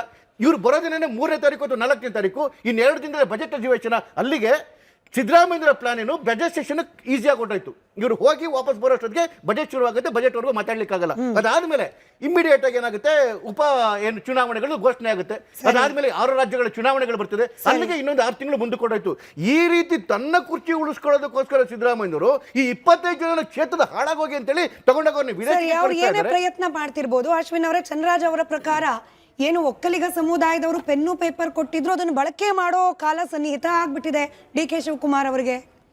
ಅವರು ಎಲ್ಲೋ ಒಂದು ಕಡೆ ಕಾಂಗ್ರೆಸ್ನ ಶಾಸಕರು MLAಗಳಿರ್ಬೋದು, MLCಗಳು ಒಂದು ಸ್ವಲ್ಪ ಸ್ಥಿಮಿತ ಕಳ್ಕೊಳ್ತಾರೇನೋ ಎಲ್ಲೋ ಒಂದು ಕಡೆ ಅಂತ ನಮಗೆ ಒಂದು ನೋಡುಗರಿಗೆ ಒಂದು ಸ್ವಲ್ಪ ಎಲ್ಲೋ ಒಂದು ಕಡೆ ಅನಿಸ್ಬಿಡುತ್ತೆ. ಯಾಕೆಂದರೆ ಇಷ್ಟು ದಿನ ಎಲ್ಲೋ ಒಂದು ಕಡೆ ಚಂದ್ರರಾಜ್ ಟಿವಳಿ ಅಂಥವ್ರಿಗೆಲ್ಲ ಯಮಗಂಡ ಕಾಲ ಇತ್ತ ಅಂತ ಒಂದು ಬೇಜಾರಾಗತ್ತೆ. ಯಾಕೆಂದರೆ ಅವರ ಸಹೋದರಿಯರೇ ಖುದ್ದು ಮಹಿಳಾ ಮತ್ತು ಮಕ್ಕಳ ಕಲ್ಯಾಣ ಸಚಿವರಾಗಿ 1000 ದಿನ ಪೂರೈಸಿದ್ದಾರೆ. ಅಂದರೆ ನೀವು 1000 ದಿನ ಏನು ಮಾಡ್ತಿದ್ರಿ ಸ್ವಾಮಿ? ನಿಮ್ಮ ಸಹೋದರಿ ಬೇರೆಯವರಲ್ಲ, ನಿಮ್ಮ ಮನೆ ಒಂದು ಹೆಣ್ಮಗಳು ಒಂದು ದೊಡ್ಡ ಖಾತೆ ಇದೆ ಅಂತ ಹೆಮ್ಮೆ ಪಟ್ಟು ನೀವು ಆ ಮಾಧ್ಯಮದ ಮುಂದೆ ನೀವು ಹೇಳಿದರೆ ನಾವೆಲ್ಲರೂ ಖುಷಿ ಪಡ್ತಿದ್ವೇನೋ. ಹಾಗೆಲ್ಲ ಹೇಳಕ್ಕೆ ಹೋಗ್ಬಾರ್ದು. ಇಷ್ಟು ದಿನ ಅಶುಭ ಕಾಲ ಇತ್ತು, ಶುಭ ಕಾಲ, ಹಿಂದೆ ಯಮಗಂಡ ಕಾಲ ಇತ್ತು, ಮುಂದೆ ರಾಹು ಕಾಲ ಬರುತ್ತೆ ಅನ್ನೋದಿದೆಯಲ್ಲ, ಅದು ಅಕ್ಷಮ್ಯ ಅಪರಾಧ ನೀವುಗಳು ಮಾಡ್ತೀರಾ ಅಂಥದ್ದು. ನಿಮ್ಮ ಕ್ಷೇತ್ರಗಳಿಗೆ ನೀವು ಮಾಡ್ತೀರಾ ಅಂತ ಮೋಸ. ಮತ್ತು 1000 ದಿನ ಆಗಿದೆ. 1000 ದಿನದಲ್ಲಿ ಇವ್ರು ಏನು ಸಾಧನೆ ಮಾಡಿರೋಂಥದ್ದು ಕ್ಲೈಮ್ಯಾಕ್ಸ್ ಹಂತಕ್ಕೆ ಬಂದಿದೆ ಅಂತ ಪುನಃ ಶಾಸಕರು ಅಂತಾರೆ. ನಿಜವಾಗ್ಲೂ ಕೊಟ್ಟಿರೋ ಪ್ರಣಾಳಿಕೆಗಳಲ್ಲಿ ಒಂದಾದ್ರೂ ಒಂದು ಯೋಜನೆಗಳನ್ನ ತಗೊಂಡು ಬರ್ತೀರಾ ಅಂತ ನಾವು, ಯಾಕೆಂದರೆ ಬೇರೆ ಪಕ್ಷದವರು ಆದ್ರೂ ಸ್ಮಿತಾ ಮೇಡಮ್ ಒಂದು ಆಸೆ ಇರುತ್ತೆ. ಒಂದು ಎಕ್ಸಾಂಪಲ್ ಕೊಟ್ಟು ಹೇಳ್ತೀನಿ. ಮೇಕೆದಾಟು ಪ್ರಾಜೆಕ್ಟು ಕಾಂಗ್ರೆಸ್ ಅವ್ರು ಗೆದ್ದರು 135 ಇದ್ರು, ಇವತ್ತು 139 ಆಗಿದ್ದಾರೆ. ಗೆದ್ದಿದ್ದಾರೆ, 5 ವರ್ಷ ದೊಡ್ಡ ಸಂಖ್ಯೆನಲ್ಲಿ ಇರ್ತಾರೆ. ಮೇಕೆದಾಟು ಪ್ರಾಜೆಕ್ಟ್ ಮಾಡ್ತಾರಪ್ಪ ಅನ್ನೋದೊಂದು ಆಸೆ ಇರುತ್ತೆ. ಯಾಕೆಂದ್ರೆ ಪಕ್ಷಗಳು ಬೇರೆ, ರಾಜಕೀಯ ಬೇರೆ, ಅಭಿವೃದ್ಧಿ ಆಗೋದು ಓವರ್ ಆಲ್ ನಮ್ಮ ಕರ್ನಾಟಕಕ್ಕೆ ಇಷ್ಟ ಆಗಬೇಕು ಅಂತದ್ದು. ಸರಿ, ಮೇಕೆದಾಟು ಪ್ರಾಜೆಕ್ಟ್ ನೀವೆಲ್ಲ ತಗೊಂಡ್ ಬಂದ್ರಿ? ಕೊಟ್ಟಿರೋ ಪ್ರಣಾಳಿಕೆನಲ್ಲಿ ನೀವು ಹೇಳಲಿಕ್ಕೇನೆ ನಿಮಗೆ ಶಕ್ತಿ ಇಲ್ಲ. 1000 ದಿನ ಆಯ್ತು, ಈಗ ಶುಭ ದಿನ ಬರ್ತಿದೆ, ಬರ್ಬೋದು. ಅಲ್ಲಿಗೆ ಇಷ್ಟು 1000 ದಿನ ಯಮಗಂಡ ಕಾಲದಲ್ಲಿ ಇದ್ರ ನೀವು ಕಾಂಗ್ರೆಸ್ ಅವರು? ನಾ ಕೇಳೋದ್ ಪ್ರಶ್ನೆ. ಮತ್ತೆ ಬಿಡಿ, ಬೇರೆ ಭ್ರಷ್ಟಾಚಾರ ಅನ್ನೋದು ಪ್ರತಿದಿನ ನಾವು ಚರ್ಚೆ ಮಾಡ್ತಿದ್ದೀವಿ, ಅದು ಒಂದು ಪಾರ್ಟ್ ಆಗೋಗಿದೆ. ಅದು ಇವಾಗ ಅಧಿಕಾರಿಗಳು ಇವ್ರ ಕೈಯಲ್ಲಿಲ್ಲ, ಅಧಿಕಾರಿಗಳು ಇವ್ರ ಹಿಡಿತದಲ್ಲಿಲ್ಲ ಅನ್ನೋದು ಎಲ್ರಿಗೂ ಗೊತ್ತಾಗೋಗಿದೆ. ಅದನ್ನು ನಾವು ಪುನಃ ಪದೇ ನಾವು ಹೇಳೋಂಥ ಅನಿವಾರ್ಯತೆ ಇಲ್ಲ. ಮಹದಾಯಿನ ಏನೋ ಒಂದು ಕೂತ್ಕೊಂಡು ಬಗೆಹರಿಸ್ತೀವಿ ಅಂತ ಅಂದರು. ನಿಜವಾಗ್ಲೂ ಸ್ಮಿತಾ ಮೇಡಮ್, ಇವತ್ತು ನೀರಾವರಿ ಇಲಾಖೆ ಯಾವ ಮಟ್ಟಕ್ಕೆ ಹಿನ್ನಡೆ ಅನುಭವಿಸ್ತಿದೆ ಅಂದರೆ, ಖುದ್ದು ಮಾನ್ಯ DK ಶಿವಕುಮಾರ್ ಅವರು, ನಾನು ನಿಜವಾಗ್ಲೂ ಬೇರೆ ಪಕ್ಷದವನಾದ್ರೂ DK ಶಿವಕುಮಾರ್ ಅವ್ರಿಗಿರೋಂಥ ಒಂದು ಶಕ್ತಿ, ಅವರ ಪರ್ಫಾರ್ಮೆನ್ಸ್, ಅವ್ರ ಹಿಂದೆ ಇದ್ದಂಥ ಪವರ್ ಮಿನಿಸ್ಟರ್ ಹ್ಯಾಂಡಲ್ ಮಾಡಿದ ರೀತಿ ಎಲ್ಲ ನೋಡಿದಾಗ ಇವ್ರು ನಿಜವಾಗ್ಲೂ ನೀರಾವರಿ ಇಲಾಖೆನಲ್ಲಿ ಕರ್ನಾಟಕಕ್ಕೆ ಬಹುದೊಡ್ಡ ಕೊಡುಗೆಗಳನ್ನ ಕೊಡ್ತಾರೆ. ಅಪ್ಪರ್ ಭದ್ರಾ ಪ್ರಾಜೆಕ್ಟ್ ಇರ್ಬೋದು, ಕೃಷ್ಣ ಯೋಜನೆಗಳಿರ್ಬೋದು. ಕೇಂದ್ರ ಸರ್ಕಾರದ ಕಡೆ ಬೊಟ್ಟು ಮಾಡ್ತಿದಾರಲ್ಲ ಸರ್, ಕೇಂದ್ರ ಸರ್ಕಾರ ಕೂಡ ಅನ್ಯಾಯ ಮಾಡ್ತಾ ಇದೆ. ಸುಮ್ನೆ 5,000 ಕೋಟಿ ಅಂದ್ರು ಕೊಡ್ಲಿಲ್ಲ. ಕೇಂದ್ರ ಸರ್ಕಾರದ ಹೇಳೋಣ, ಈಗ ಅದು ಆ ವಿಚಾರ ಬಂದಾಗ ಕೇಂದ್ರ ಸರ್ಕಾರನೂ ತಗೊಂಡ್ ಬರೋಣ.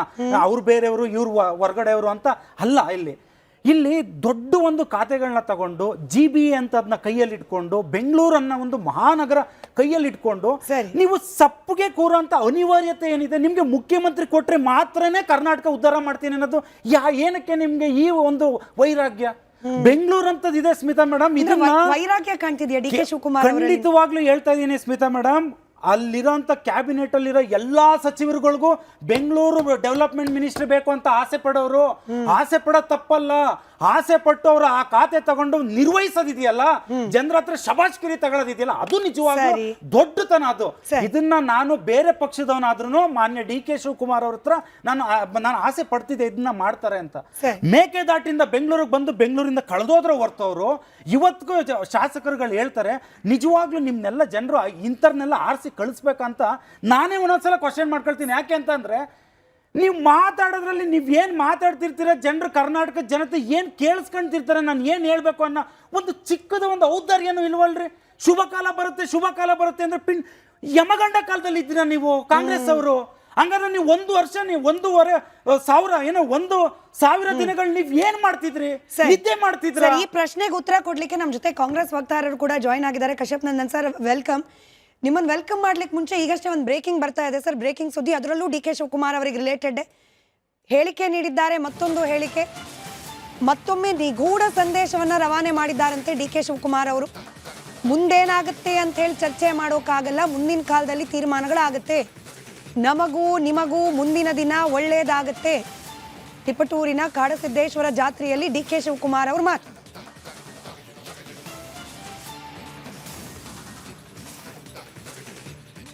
ಮಾನವ ತತ್ವಕ್ಕೆ ಇವತ್ತು ಹೆಚ್ಚಿಗೆ ಶಕ್ತಿ ತುಂಬುವಂಥ ಕೆಲಸ ನಮ್ಮ ವೀರ ಗಂಗಾಧರಜ್ಜ ಅವರು ನಮ್ಮ ಲೋಕಕ್ಕೆ ಒಂದು ಮಾರ್ಗದರ್ಶನವನ್ನು ಕೊಟ್ಟಿದ್ದಾರೆ. ಅವರ ಮಾರ್ಗದರ್ಶನದಲ್ಲಿ ಅನ್ನಿದಂತೆ ನಾವೆಲ್ಲ ಕೂಡ ನಡೀತಾ ಇದ್ದೇವೆ. ಮುಂದಿನ ಕಾಲ ತೀರ್ಮಾನಗಳಾಗ್ತವೆ. ನಾನೇನು ಹೆಚ್ಚಿಗೆ ಇಲ್ಲ.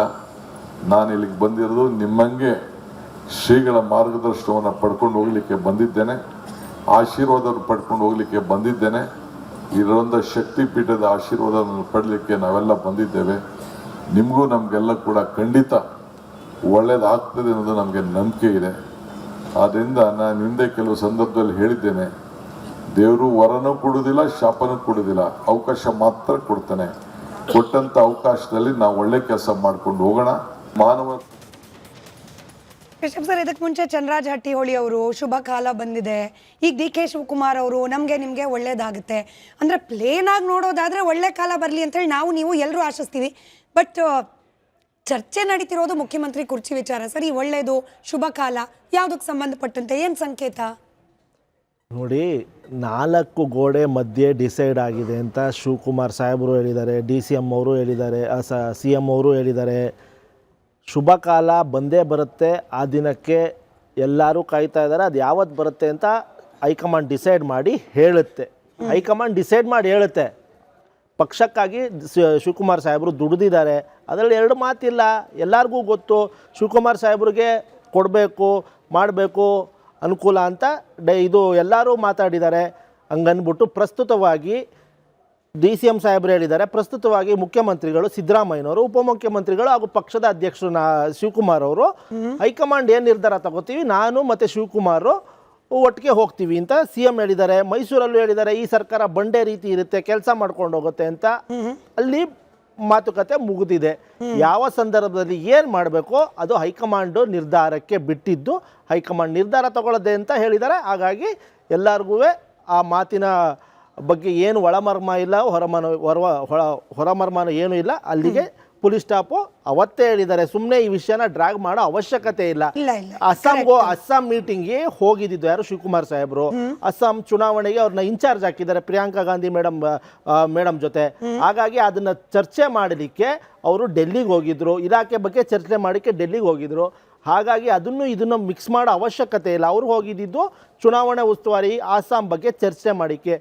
ಅದು ಯಾವಾಗ ಏನು ಚರ್ಚೆ ಆಗಬೇಕೋ ಅದಾಗುತ್ತೆ. ಅದು ಕರ್ನಾಟಕದ ರಾಜಕೀಯ ಚರ್ಚೆ ಅಲ್ಲ. ನಿನ್ನೆ ನಡೆದಿದ್ದು ಚರ್ಚೆ ಆಸಾಮಿನ ವಿಚಾರ. ಓಕೆ. ಅಶೋಕ್ ಅವರು ಹಾಗೆ DK ಶಿವಕುಮಾರ್ ಅವ್ರದ್ದೇ ಹೇಳಿಕೆಯನ್ನು ಮುಂದಿಟ್ಕೊಂಡು ನಾನು ಪ್ರಶ್ನೆ ಕೇಳ್ತೀನಿ ಸರ್. ಅದಕ್ಕೆ ಮುಂಚೆ ಅವರಿಬ್ಬರ ಹೇಳಿಕೆ ಆಧಾರದ ಮೇಲೆ ಪ್ರಶ್ನೆ ಕೇಳಕ್ಕೆ ಮುಂಚೆ ನೀವೇ ಹೇಳಿದ್ದು ಪ್ರಸ್ತುತವಾಗಿ ಮುಖ್ಯಮಂತ್ರಿಗಳು ಸಿದ್ದರಾಮಯ್ಯನವರು, ಹೌದು, ಅದರಲ್ಲಿ ಯಾರಿಗೂ ಅನುಮಾನ ಇಲ್ಲ. ಆದರೆ ಈ ಪ್ರಸ್ತುತತೆ ಎಲ್ಲಿ ತನಕ ಅಂತ ಅದೇ ಅಲ್ವಾ ಅನುಮಾನ ಇರೋದು? ನೋಡಿ, 4 ಗೋಡೆ ಮಧ್ಯೆ ಡಿಸೈಡ್ ಆಗಿರುವುದು ಆಗಿದೆ ಅಲ್ಲ. ಅದು ಏನಾಗಿದೆ ನನಗೂ ಗೊತ್ತಿಲ್ಲ, ನಿಮಗೂ ಗೊತ್ತಿಲ್ಲ. ಅದು ಶಿವಕುಮಾರ್ ಸಾಹೇಬ್ರೆ ಹೇಳಿದಾರಲ್ಲ, ಅದು ನನಗೂ ಗೊತ್ತು, ಇದು ಸಿದ್ದರಾಮಯ್ಯನವ್ರು ಗೊತ್ತು. ನಿಮ್ಗೆ ಯಾಕೆ ಅಂತ ಮಾಧ್ಯಮದವ್ರನ್ನ ಕೇಳಿದಾರಲ್ಲ. ನೋಡಿ ನೋಡಿ ಹಂಗನ್ಬಿಟ್ಟು ಗವರ್ನೆನ್ಸ್ ಏನು ಅದು ಇದು ಇದಾಗಿಲ್ವಲ್ಲ. ಬನ್ನಿ ನಾಳೆ ಹಾವೇರಿ ಕರ್ಕೊಂಡು ಹೋಗ್ತೀನಿ ಎಲ್ಲಾರ್ನೂ. ಇದೀ 75 ವರ್ಷದ ಇತಿಹಾಸದಲ್ಲಿ ಕಂದಾಯ ಇಲಾಖೆ ಕಳೆದ 2 ವರ್ಷದಲ್ಲಿ ನಾವು 2.25 ಲಕ್ಷ ಜನಕ್ಕೆ ಹಕ್ಕುಪತ್ರ ಕೊಡ್ತಾ ಇದೀವಿ. ಬಿಜೆಪಿ ಅವ್ರಿಗೂ ಅಧಿಕಾರ ಇತ್ತು, ಮಾಡಕ್ಕಾಗ್ಲಿಲ್ಲ. ಕಳೆದ 1 ವರ್ಷದಲ್ಲಿ ನಾವು 1,45,000 ಬ್ಲಾಕ್ಗಳನ್ನ ಪೋಡಿ ಮಾಡಿದೀವಿ. ಇತಿಹಾಸ ಬರಿತಾ ಇದೀವಿ. ಬನ್ನಿ ನಾಳೆ ಹಾವೇರಿಗೆ ಹೋಗೋಣ. 48,000 ಜನಕ್ಕೆ. ಹಾವೇರಿಯ ಸಮಾವೇಶದ ಬಗ್ಗೆನೇ ಸರ್, ಸಾರಿ ಇಂಟರಪ್ಟ್ ಮಾಡ್ತಾ ಇದ್ದೀನಿ. DK ಶಿವಕುಮಾರ್ ಅವ್ರ ಬಗ್ಗೆನೂ ಮಾತನಾಡಿದ್ದಾರೆ. ಅದಕ್ಕೆ ಮುಂಚೆ ಈ ಹಾವೇರಿ ಸಮಾವೇಶದ ಬಗ್ಗೆನೆ ಸರ್ಕಾರದ 1,000 ದಿನಗಳ ಸಾಧನೆ ಬಗ್ಗೆ ವಿರೋಧ ಪಕ್ಷದ ನಾಯಕರ ಅಬ್ಸರ್ವೇಷನ್ ಇದೆ. ಅಶೋಕ್ ಅವ್ರ ಹೇಳಿಕೆ ಗಮನಿಸಿ, ನೀವು ಕಂಟಿನ್ಯೂ ಮಾಡ್ಬೋದು. ಅವ್ರ ಹೇಳಿಕೆ ಅಶೋಕ್ ಅವ್ರದ್ದು.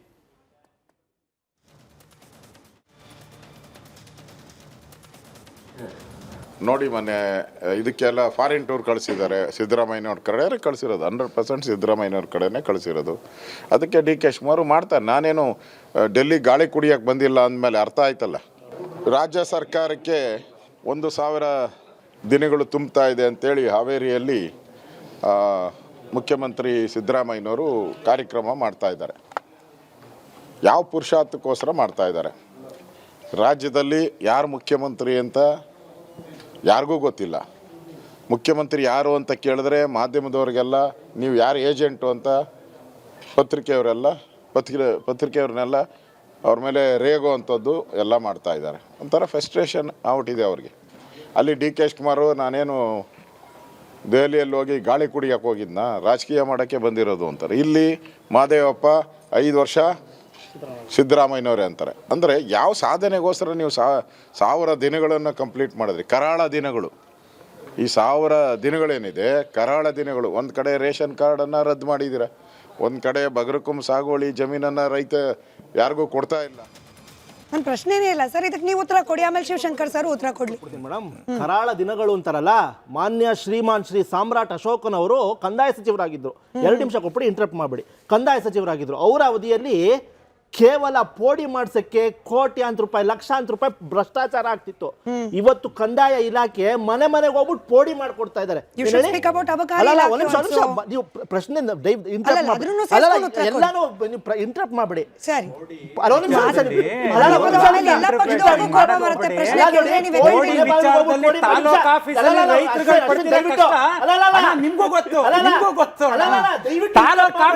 ಪೋಡಿಗಳಾಗ್ತಿಲ್ಲ, ನಿಮ್ಗೆ ಸುಮ್ಮನೆ ಹೋಗಿ ನಾಳೆ ತಗೊಂಡೋಗ್ಬೇಕು. ನಾಳೆ ತಗೊಂಡೋಗ್ಬೇಕು. ಇಷ್ಟ್ ದಿನ ಆಗ್ತಿರ್ಲಿಲ್ಲ. ಇಷ್ಟ್ ದಿನ ಆಗ್ತಿರ್ಲಿಲ್ಲ. ನಾಳೆ ತಗೊಂಡೋಗ್ಬೇಕಾಗುತ್ತೆ. Mostly sir. Mostly sir. ಆಯ್ತು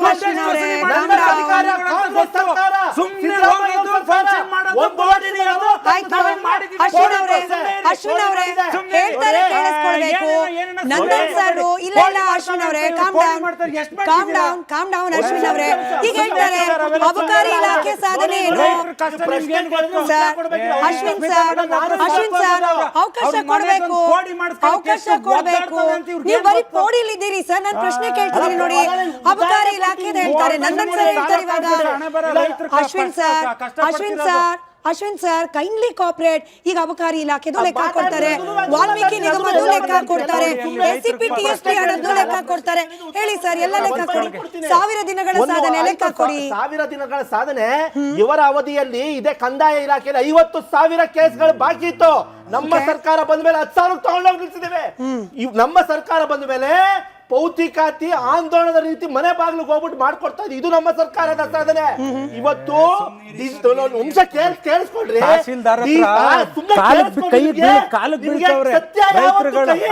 ಇದೇ ನಿಮ್ಮ ಪಕ್ಷದ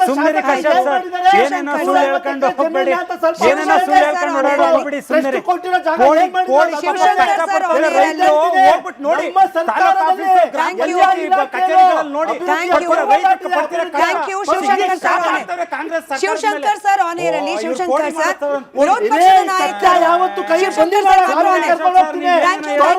ಇಬ್ರು ವಾಯ್ಸ್ ರೆಸ್ಟ್ ಕೊಡಿ, ನನಗೂ ವಾಯ್ಸ್ ರೆಸ್ಟ್ ಕೊಡಿ. ಶಿವಶಂಕರ್ ಸರ್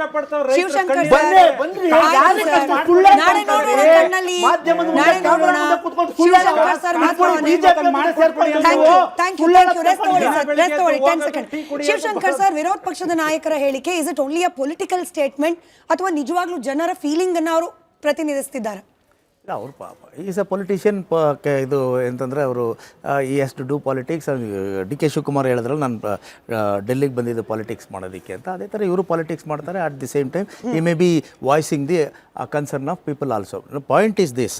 ಈಗ ಕಶ್ಯಪ್ ಅವರು ಒಂದು ಮಾತು ಹೇಳಿದ್ರು ಭಾಳ ಇಂಪಾರ್ಟೆಂಟ್ ಆಗಿ, ಏನಂದರೆ 4 ಗೋಡೆ ಮಧ್ಯದಲ್ಲಿ ಒಂದು ಒಪ್ಪಂದ ಅಂದರೆ ಮಾತುಕತೆ ಆಗಿದ್ದು, ಅದು ಯಾರಿಗೂ ನಮಗೂ ಗೊತ್ತಿಲ್ಲ ನಿಮಗೂ ಗೊತ್ತಿಲ್ಲ ಅಂತ.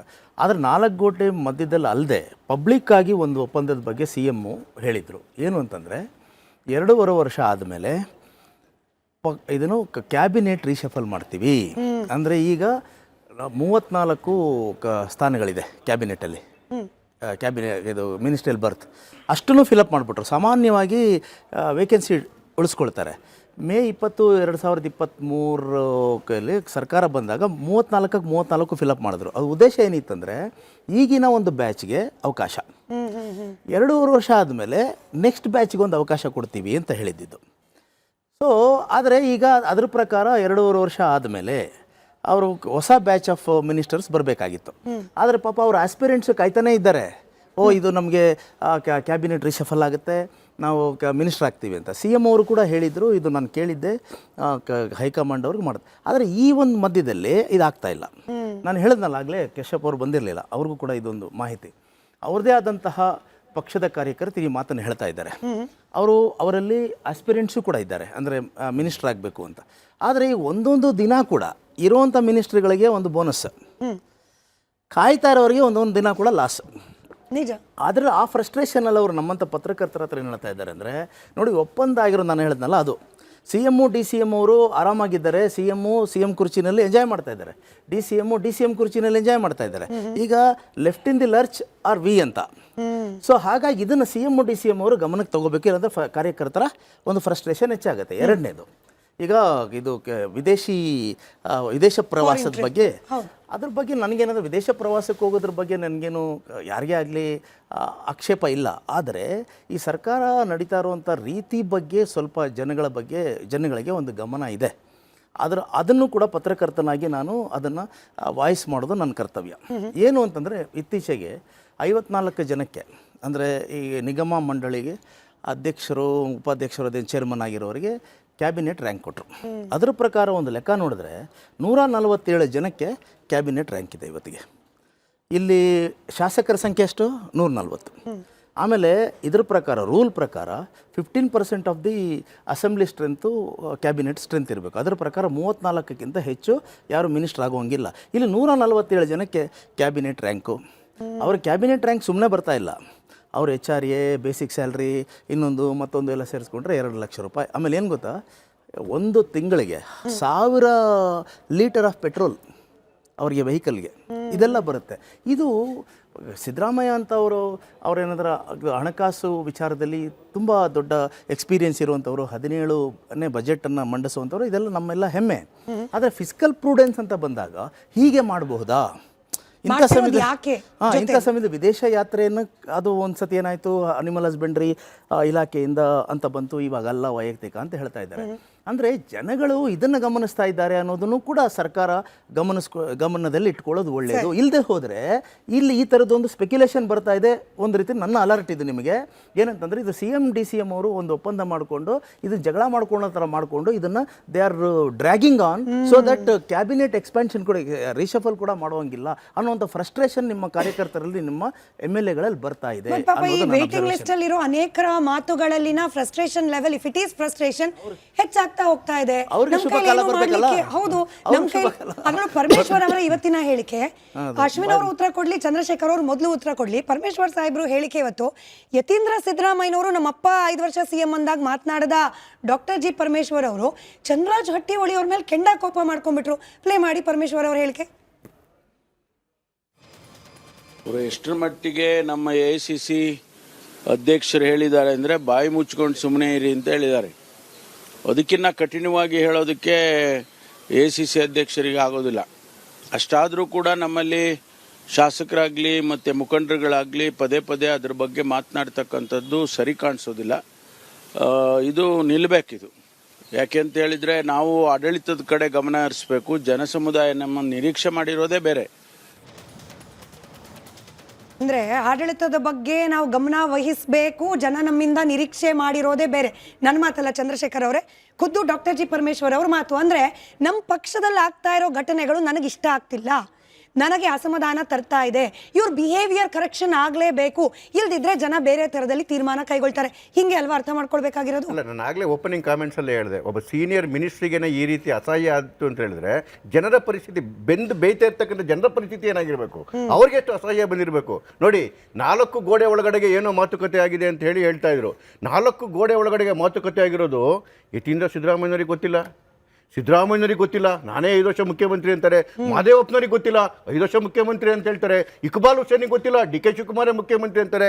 ಚನ್ನರಾಜ ಹಟ್ಟಿಹೊಳಿ ಗೊತ್ತಿಲ್ಲ, ಇಷ್ಟರಲ್ಲೇ ಶುಭ ಕಾಲ ಬರ್ತದೆ, ನಮ್ಮ CM ಆಗ್ಬಿಡ್ತಾರೆ ಅಂತೇಳಿ ಯಾರಿಗೂ ಗೊತ್ತಿಲ್ದಿರುವಂತಹ ಒಂದು ಐತಿಹಾಸಿಕ ಒಂದು ರಹಸ್ಯ ಆ 4 ಗೋಡೆ ಒಳಗಡೆ ನಡೆದಿದೆಯಂತೆ. ಅದೇನು ನಡೆದಿದೆ, ಯಾರು ಬಿಟ್ಟಿದೆ, ಯಾರಿಗೆ ಕೇರ್ ಮಾಡ್ತಾ ಇದ್ದಾರೆ?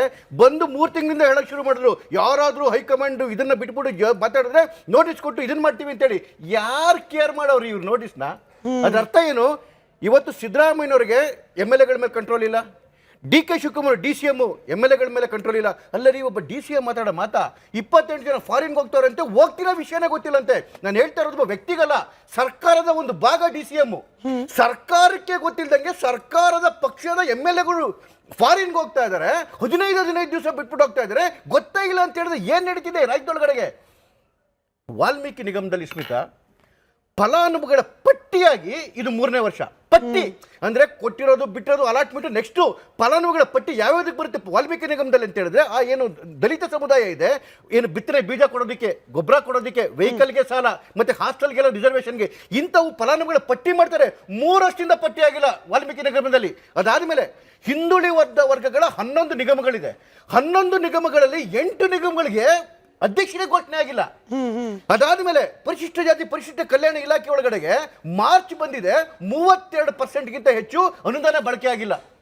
ಈ ಕಡೆ ದಲಿತರು ಅಹಿಂದ ಅಂತ ಬಂದ್ಬಿಟ್ರಲ್ಲ ಅವರು, ಈ ಕಡೆ ದಲಿತರ ಕತೆ ಮುಗಿದೋಯ್ತು, ಹಿಂದುಳಿದವರ ಕತೆ ಮುಗಿದೋಯ್ತು, ಅಲ್ಪಸಂಖ್ಯಾತರು ಒಬ್ಬನ ಇಟ್ಕೊಂಡು ಮಿಕ್ಕಿದ ಎಲ್ಲರ ಕತೆಗಳನ್ನ ಇವತ್ತು ಮುಚ್ಕೊಂಡು ಬರ್ತಾ ಇದ್ದಾರೆ. ಈ ರೀತಿ ಕಡೆ ಹೋದ್ರೆ ಒಂದು ರಾಜ್ಯವನ್ನು ಸುಭಿಕ್ಷವಾಗಿ ಮಾಡಿಕೊಂಡು, ರಾಜ್ಯವನ್ನು ಎಲ್ಲ ಆಡಳಿತ ಮಾಡಿಕೊಂಡು ನೀವು ಆಮೇಲೆ ಎಷ್ಟನ್ನ ಬಡ್ದಾಡ್ಕೊಂಡು ಇದು ಮಾಡ್ಕೊಳ್ರಿ. ಆದರೆ ಈ ಪರಿಸ್ಥಿತಿಗೆ ತಂದಿಟ್ಬಿಟ್ಟು ಇವತ್ತು ನಾನು ಹೇಳಿದ್ನಲ್ಲ, ಕಳೆದ ಜುಲೈ 17ನೇ ತಾರೀಕು ಜಲಸಂಪನ್ಮೂಲ ಇಲಾಖೆಗಳ ಏನು ಇಲಾಖೆಯ ಏನು ಕಾರ್ಯದರ್ಶಿಗಳ ಮೀಟಿಂಗ್ ಆಗಿರೋದು. ಸರಿ. ಮಳೆ ಬರುತ್ತೆ ಮುಂದಿನ ತಿಂಗಳು, ಮತ್ತೆ ತಿಂಗಳು ಕಾವೇರಿ ಗಲಾಟೆ ಶುರುವಾಗುತ್ತೆ. ಒಂದು GST ಮೀಟಿಂಗಿಗೆ ಸಿದ್ದರಾಮಯ್ಯ ಅಟೆಂಡ್ ಆಗಿಲ್ಲ, ಒಂದು ಕಾವೇರಿ ಮೀಟಿಂಗಿಗೆ DCM CM ಅಟೆಂಡ್ ಆಗಿಲ್ಲ. ಜನಗಳ ಬಾಳ ಬೆಂಕಿ ಬಿದ್ದಾಗ್ತದೆ. ಇಂಥ ಸಂದರ್ಭದಲ್ಲಿ ಕುರ್ಚಿ ಹೋಗಿದ್ದಾರೆ ಅನ್ನೋದು ಪಟ್ಟಿ ಇದೆ ಕಾಂಗ್ರೆಸ್ನವ್ರ ಹತ್ರ, ಅಟೆಂಡ್ ಮಾಡಿದ್ದಾರೆ ಅಲ್ಲ, ಅನ್ನೋದು ಉತ್ತರ ಪಟ್ಟಿ ಇದೆ. ಕೊಡ್ತೀನಿ ಕೊಡಿ ಅವ್ರಿಗೆ. ಸರ್. ವಾಟ್ಸ್ಆಪ್ ಯೂನಿವರ್ಸಿಟಿಯಿಂದ ಬಂದಿದ್ದಾರೆ ಚಂದ್ರಶೇಖರ್ ಅವರು. ಆಯ್ತು, ನೀವು government department information ಕೊಡಿ. ಪ್ಲೀಸ್ GST ಮೀಟಿಂಗ್ ಅಟೆಂಡ್ ಮಾಡೋದು ಅವ್ರಿಗೆ ಮಾಹಿತಿ ಇಲ್ಲ ಅನ್ಸುತ್ತೆ. ಕಂದಾಯ ಸಚಿವರು ಕೃಷ್ಣ ಬೈರೇಗೌಡರು CM ಇಂಟ್ರೆಸ್ಟ್ ಮಾಡಿದ್ದಾರೆ. ದಯವಿಟ್ಟು ಸ್ವಲ್ಪ ವಾಟ್ಸ್ಆಪ್ ಯೂನಿವರ್ಸಿಟಿ ಸುಳ್ಳನ್ನ ಬಿಟ್ಬಿಟ್ಟು ಸತ್ಯವನ್ನು ನೋಡಿ. ಮೊನ್ನೆ ನಿರ್ಮಲಾ ಸೀತಾರಾಮನ್ ಅವ್ರು ಕರೆದಿರೋ ಬಡ್ಜೆಟ್ ಮೀಟಿಂಗ್ಗೂ ಕೃಷ್ಣ ಬೈರೇಗೌಡರು ಅಟೆಂಡ್ ಮಾಡಿದ್ರು. ಸುಮ್ಮನೆ ಸುಳ್ಳು ಹೇಳ್ಬೇಡಿ ಕಣ್ರಿ, ಸುಳ್ಳು ಹೇಳ್ಬೇಡಿ. ಇವತ್ತು ನಮ್ಮ ಕಾವೇರಿಯಲ್ಲಿ 115 ಇದು ಅಡಿ ನೀರಿದೆ, ರಾಜ್ಯಕ್ಕೆ ಬರ ಇಲ್ಲ. ಬಿಜೆಪಿ ಅವಧಿಯಲ್ಲಿ JDS ಅಲ್ಲಿ ಬರ ತಾಂಡವ ಆಗುತ್ತೆ. ನಿಮ್ಮ ಬಿಜೆಪಿ ಅವಧಿಯಲ್ಲಿ ಬರ ದುಡ್ಡು ಕೊಟ್ಟಿರಲಿಲ್ಲ. ನಿಮ್ಮ ಯೋಗ್ಯತೆಗೆ ನಿಮ್ಮ ಕೇಂದ್ರ ಸರ್ಕಾರಕ್ಕೆ ಬರದ ಅನುದಾನ ನಾವು ಸುಪ್ರೀಂ ಕೋರ್ಟ್ ಹೋಗ್ಬಿಟ್ಟು ಎತ್ಕೊಂಡ್ ಬಂದಿ. ಆ ಮಟ್ಟದಲ್ಲಿ ನೀವು ರೈತರನ್ನ ಪೀಡಿಸಿರೋ ಪಕ್ಷ ಸರ್ಕಾರ ನಿಮ್ದು. ಕಮಿಂಗ್ ಬ್ಯಾಕ್ ಟು ಸಬ್ಜೆಕ್ಟ್, ಇದು ಅಭಿವೃದ್ಧಿ ಆಗಿರ ಅಂತಾರಲ್ಲ, ಇವರದೇ ಸರ್ಕಾರದ ಅವಧಿಯಲ್ಲಿ 50,000 ಇತ್ತು ಕಂದಾಯ ಇಲಾಖೆ. 1 by 1 ಕೊಟ್ಬಿಡ್ತೀನಿ, ನಂಗೆ 2 ನಿಮಿಷ ಟೈಮ್ ಬೇಕು. 50,000 ಕೇಸ್ ಇತ್ತು. ಇದೇ ಸಾಮ್ರಾಟ್ ಅಶೋಕ್ ಅವರ ಅವಧಿಯಲ್ಲಿ 50,000 AC ಕೋರ್ಟು, ತಹಸೀಲ್ದಾರು, ವಿವಿಧ ಹಂತದಲ್ಲಿ ಕೇಸ್ ಇತ್ತು. ನಮ್ಮ ಸರ್ಕಾರದ ಅವಧಿಯಲ್ಲಿ, ಇದು ನಾನು ಹೇಳ್ತಿರೋ ನಂಬರು, ಬೇಕಾದ್ರೆ ಹಕ್ಕುಚ್ಯುತಿನೂ ಮಂಡಿಸ್ಬೋದು. ಇದೇ ರಾಜ್ಯಪಾಲರು ಓದಿರೋದು, ಆನ್ ದಿ ಹೌಸ್ ಓದಿರೋದು ನಮ್ಮ ಸಿದ್ದರಾಮಯ್ಯನವರು. ಕಂದಾಯ ಮಂತ್ರಿಗಳು ಎಲ್ಲ ಮಂತ್ರಿಗಳು ಓದಿರೋ 1 by 1 ಹೇಳ್ಕೊಂಡು ಹೋಗ್ತೀವಿ. 40 ಇವರ ಅವಧಿಯಲ್ಲಿ 13,000 ಪೋಡಿ ಆಗಿತ್ತು. ನಮ್ಮ ಸರ್ಕಾರ ಅವಧಿಯಲ್ಲಿ ಕಳೆದ ಜೂನಿಂದ ಇದುವರೆಗೂ 1,48,000 ಪೋಡಿ ಆಗಿದೆ. ನಿಮ್ಮ ಯೋಗ್ಯತೆಗೆ ಮಾತಾಡ್ರಿ, ಅಭಿವೃದ್ಧಿಗೆ ಚರ್ಚೆ ಮಾತಾಡ್ರಿ.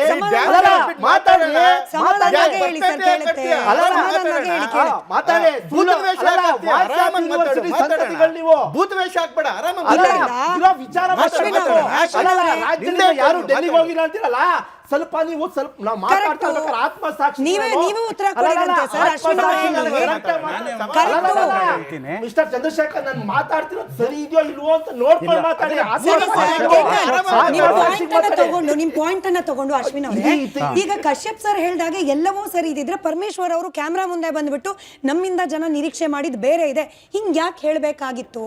ಒಂದು ಸೀಸನ್ ಪೊಲಿಟಿಷಿಯನ್ ಮೇಡಮ್, ಆ ರೀತಿ ಹೇಳಲೇಬೇಕು ಅವರು. ಯಾಕೆಂತಂದ್ರೆ ಅವ್ರಗಳಿಗೆಲ್ಲ ಈ ಶಾಸಕರು, ವಿಧಾನ ಪರಿಷತ್ ಸದಸ್ಯರೆಲ್ಲ ಒಂದು ಸ್ವಲ್ಪ ಯಂಗ್ಸ್ಟರ್ಸ್ಗಳು, ಜೂನಿಯರ್ಸ್ ಥರ ಇರ್ತಾರೆ. ಅವ್ರಿಗೆ ಹೇಳೋಷ್ಟು ಒಂದು ಶಕ್ತಿ ಇದೆ ಡಾಕ್ಟರ್ ಪರಮೇಶ್ವರ್ ಸಾಹೇಬ್ರಿಗೆ. ಅವ್ರು ಹೇಳಿರೋದ್ರಲ್ಲಿ ತಪ್ಪಿಲ್ಲ.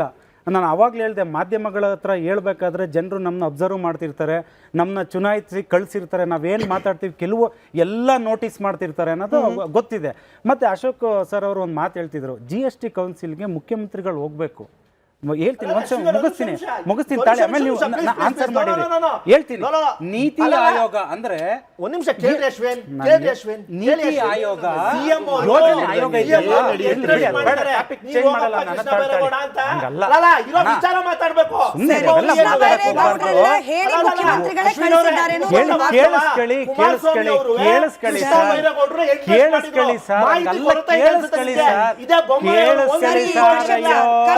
ಸರ್. ಕಾಂಗ್ರೆಸ್ ಅವರು ಇಷ್ಟು ಮಾಹಿತಿ ಇಟ್ಕೊಂಡ್ಬಿಟ್ಟು ನೀತಿ ಆಯೋಗ ಯೋಜನಾ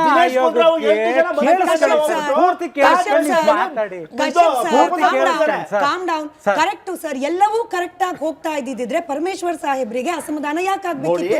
ಸಿಂಪಲ್ ಪ್ರಶ್ನೆ. ಕಂಪ್ಲೀಟ್ ಆಮೇಲೆ ಅವ್ರು ಹೇಳಿ.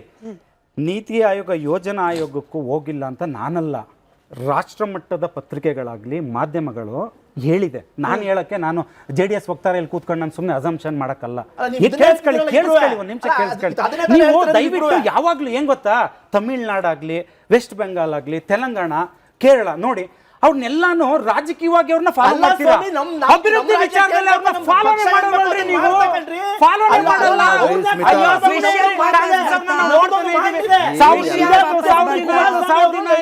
ನೀವು ಸುಮ್ಮನೆ ಏನೇನೋ ಮಾತಾಡಕ್ ಹೋಗ್ಬೇಡಿ. ಸುಮ್ಮನೆ 1000 ದಿನ ಆಯ್ತು. 1000 ದಿನದಲ್ಲಿ ಕರ್ನಾಟಕಕ್ಕೆ ಏನು ಒಂದು ಕೊಡುಗೆ ಕೊಟ್ಟಿದ್ದೀನ ಅಂತ ಹೇಳ್ಬಿಡ್ರಿ.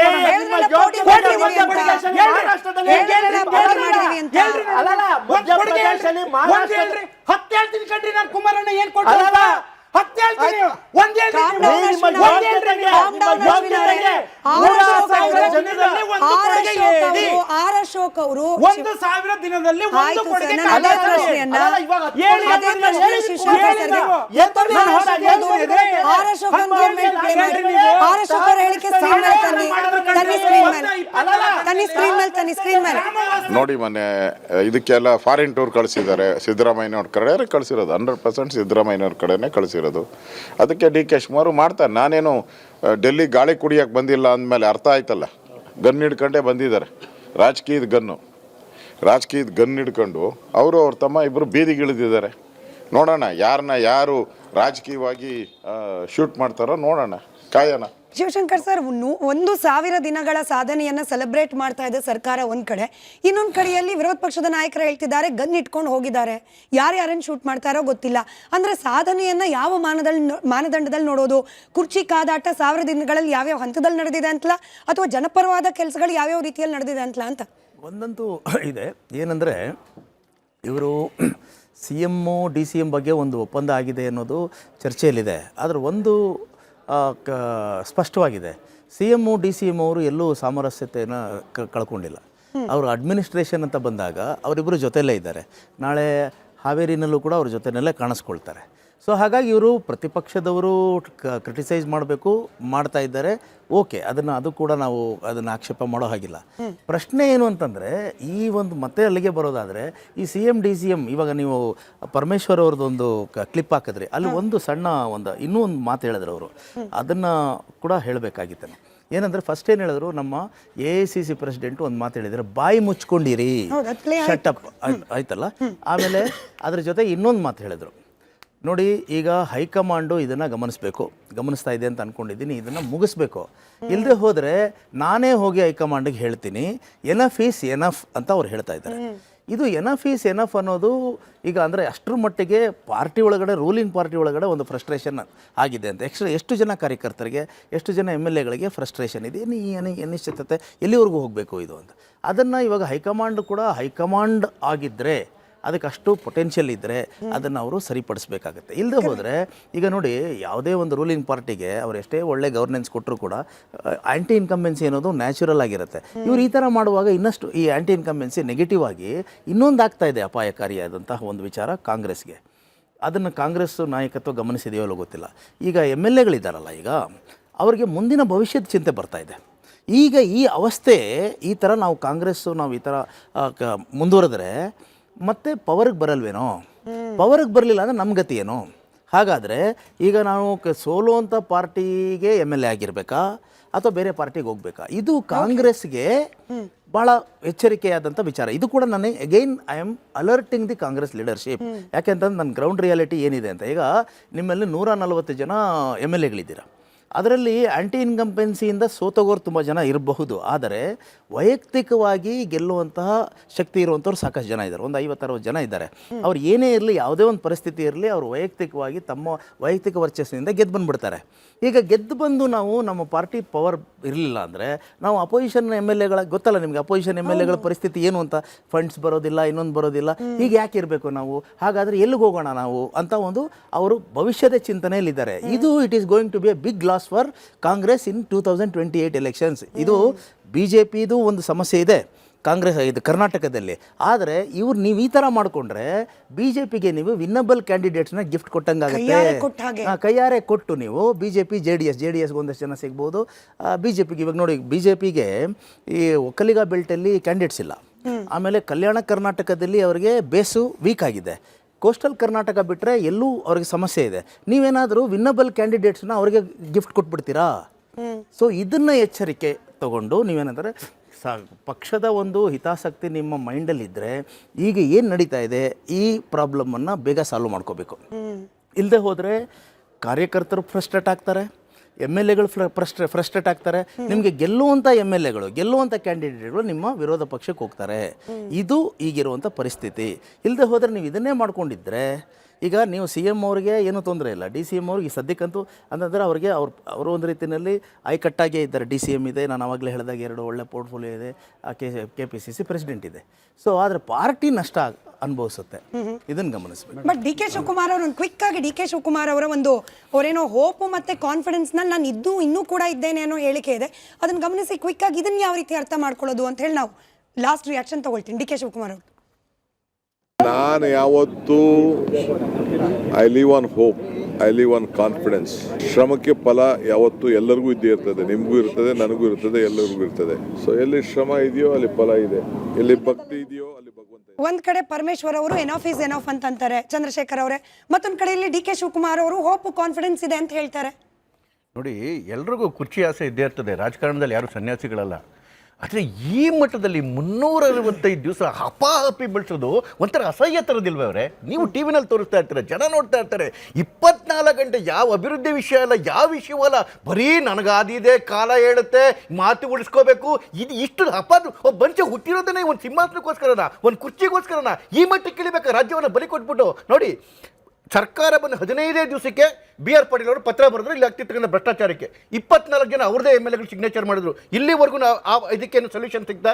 ಅದಾದ್ಮೇಲೆ ಬಸವರಾಜ ರಾಯರೆಡ್ಡಿಗಳು ಇವರು ಏನೋ ಫೈನಾನ್ಷಿಯಲ್ ಅಡ್ವೈಸರ್ ಅಂತ CM, ಅವ್ರು ಹೇಳ್ತಾರೆ ಭ್ರಷ್ಟಾಚಾರದಲ್ಲಿ ನಾವೇ ನಂಬರ್ 1 ಅಂತೇಳಿ. ಆ ಪ್ರಶ್ನೆಗೆ ಏನಾದ್ರು ಉತ್ತರ ಸಿಕ್ಕಿದೆ ಇಲ್ಲಿವರೆಗೂ? ಆ ಪ್ರಶ್ನೆಗೂ ಇಲ್ಲ. ಅದಾದ್ಮೇಲೆ ರಾಜು ಕಾಗೆ ಅವರು ಹೇಳಿದ್ರು ₹1 ಅನುದಾನ ಸಿಕ್ತಿಲ್ಲ, ನಾನು ಬಂದ್ಬಿಟ್ಟು ಅಲ್ಲಿ ನೇಣು ಹಾಕ್ತೀನಿ ಅಂತೇಳಿ. ಅವರ ಪ್ರಾಬ್ಲಮ್ಗೆ ಅನುದಾನ ಸಿಕ್ಕಿದೆಯಾ? ಸಿಕ್ಕಿಲ್ಲ. ನಾಗೇಂದ್ರ ಅವರ ವಿಚಾರದಲ್ಲಿ ನೀವು CM ಇದರಲ್ಲಿ ವಿಧಾನಸಭೆಯಲ್ಲಿ ಹೇಳ್ತಾರೆ 87 ಕೋಟಿ ಅಷ್ಟೇ ಅನ್ಯಾಯ ಆಗಿರೋದು ಅಂತೇಳಿ. ಆ 87 ಕೋಟಿ ವಾಪಸ್ ಬಂತ?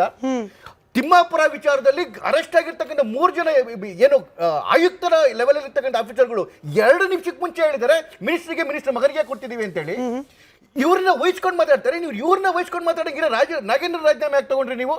ಅಂದ್ರೆ ಈ ಕಡೆಗೆ ಭ್ರಷ್ಟಾಚಾರನೂ ಅವ್ಯಾಹತವಾಗಿ ನಡೀತಾ ಇದೆ, ಅದ್ರ ಜೊತೆಗೆ ಡೆವಲಪ್ಮೆಂಟ್ ಅನ್ನೋದು ಇಲ್ವೇ ಇಲ್ಲ. ಮತ್ತೆ ಲಾ ಅಂಡ್ ಆರ್ಡರ್ ಅಂತೂ ಯಾಕೋಗಿದೆ, ಹೆಣ್ಮಕ್ಳು ಆಚೆ ಕಡೆಗೆ ಹೋಗಿ ಬದುಕಾಗ್ತಿಲ್ಲ. ಇಂಥ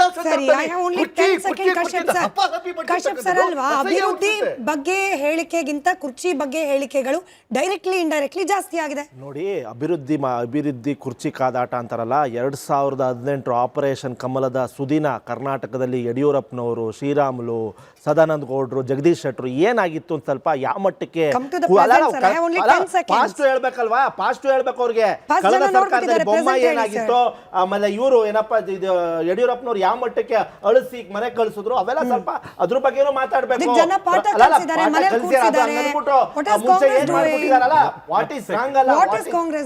ವಾಟ್ ಇಸ್ ಕಾಂಗ್ರೆಸ್ ಡೂಯಿಂಗ್, ಏನ್ ಮಾಡ್ಬೇಕು ಅನ್ನೋದನ್ನ ನಾಳೆ ನಾವು ಏನ್ ಮಾಡಿದೀವಿ ಅನ್ನೋದನ್ನ ನಾಳೆ ಬನ್ನಿ ಹಾವೇರಿಗೆ ಹೇಳ್ತೀವಿ. Shivashankar sir just 10 second sir ಹೇಳ್ತಾ ಇದ್ರು, ನಿಜವಾಗ್ಲೂ ಅದು ಸತ್ಯ. ಈಗ ನಾವು ವಿರೋಧ ಪಕ್ಷದಲ್ಲಿ ಇದ್ದೀವಿ, ನಮಗೆ ನಿಜವಾಗ್ಲೂ ಮಾನ್ಯ ಸಿದ್ದರಾಮಣ್ಣವರಾದ್ರೂ ಆಗಲಿ, DK ಶಿವಕುಮಾರ್ ಅವರಾದ್ರೂ CM ಆಗಲಿ, ನಿಮಗೆ ಇಷ್ಟೊಂದು ದೊಡ್ಡ ಬೃಹತ್ ಸಂಖ್ಯೆ ಕೊಟ್ಟು ಉತ್ತಮವಾದಂತ ಆಡಳಿತ ಕೊಟ್ರೆ ಶಬಾಷ್ಗಿರಿ ಸಿಗದೆ ಯಾರಿಗೆ? ವಿರೋಧ ಪಕ್ಷದಲ್ಲಿ ನಮ್ಗೆ ಕೂರಿಸಿದಾರೆ ಜನರು. ನೀವು ಕೆಲಸ ಮಾಡ್ತೀವಿ, ಅದನ್ನ ಕೇಳ್ತಿದ್ದೀವಿ. ಶಿವಶಂಕರ್ ಸರ್ ಅವರೇ ಹೇಳಿದಾಗೆ ಡಾಕ್ಟರ್ G ಪರಮೇಶ್ವರ್ ಅವರಿಗೆ ಎನಫ್ ಇಸ್ ಎನಫ್ ಅನ್ಸಿದೆ, ರಾಜ್ಯದ ಜನರಿಗೆ ಎನಫ್ ಅನ್ಸೋ ಹಂತಕ್ಕೆ ಹೋಗೋದು ಬೇಡ. ನಿಜವಾಗ್ಲೂ ಒಪ್ಪಂದ ಆಗಿದೆಯೋ ಆಗಿಲ್ವೋ ಈ ಮಾತುಕತೆಗೆ ಬ್ರೇಕ್ ಹಾಕ್ಸ್ಬಿಡಿ ಸರ್ ಕಾಂಗ್ರೆಸ್ನ ಹೈಕಮಾಂಡ್ ಕಡೆಯಿಂದ. ನೀವು ಮುಖ್ಯಮಂತ್ರಿನಾದ್ರೂ ಬದಲಾವಣೆ ಮಾಡಿ, ಕ್ಯಾಬಿನೆಟ್ನಾದ್ರೂ ರೀಶಫಲ್ ಮಾಡಿ, ಈ ಹೇಳಿಕೆಗಳಿಗೆ ಬ್ರೇಕ್ ಹಾಕ್ಸ್ಬಿಟ್ರೆ Kashyap sir you can come to debate for an ಅಭಿವೃದ್ಧಿ ಡೆವಲಪ್ಮೆಂಟ್ ಟಾಪಿಕ್. ಹಾಗಾಗ್ಲಿ ಅಂತ ಆಶಿಸ್ತಾ ಚರ್ಚೆ ಮುಗಿಸ್ತಾ ಇದ್ದೀನಿ.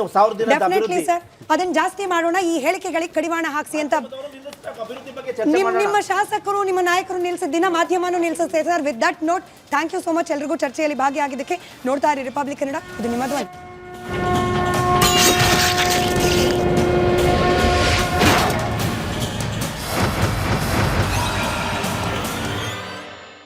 ಚಹಾದ ಸ್ವೀಟೆಸ್ಟ್ MDHT+ ನಿಂದಲೇ ಬರುತ್ತೆ.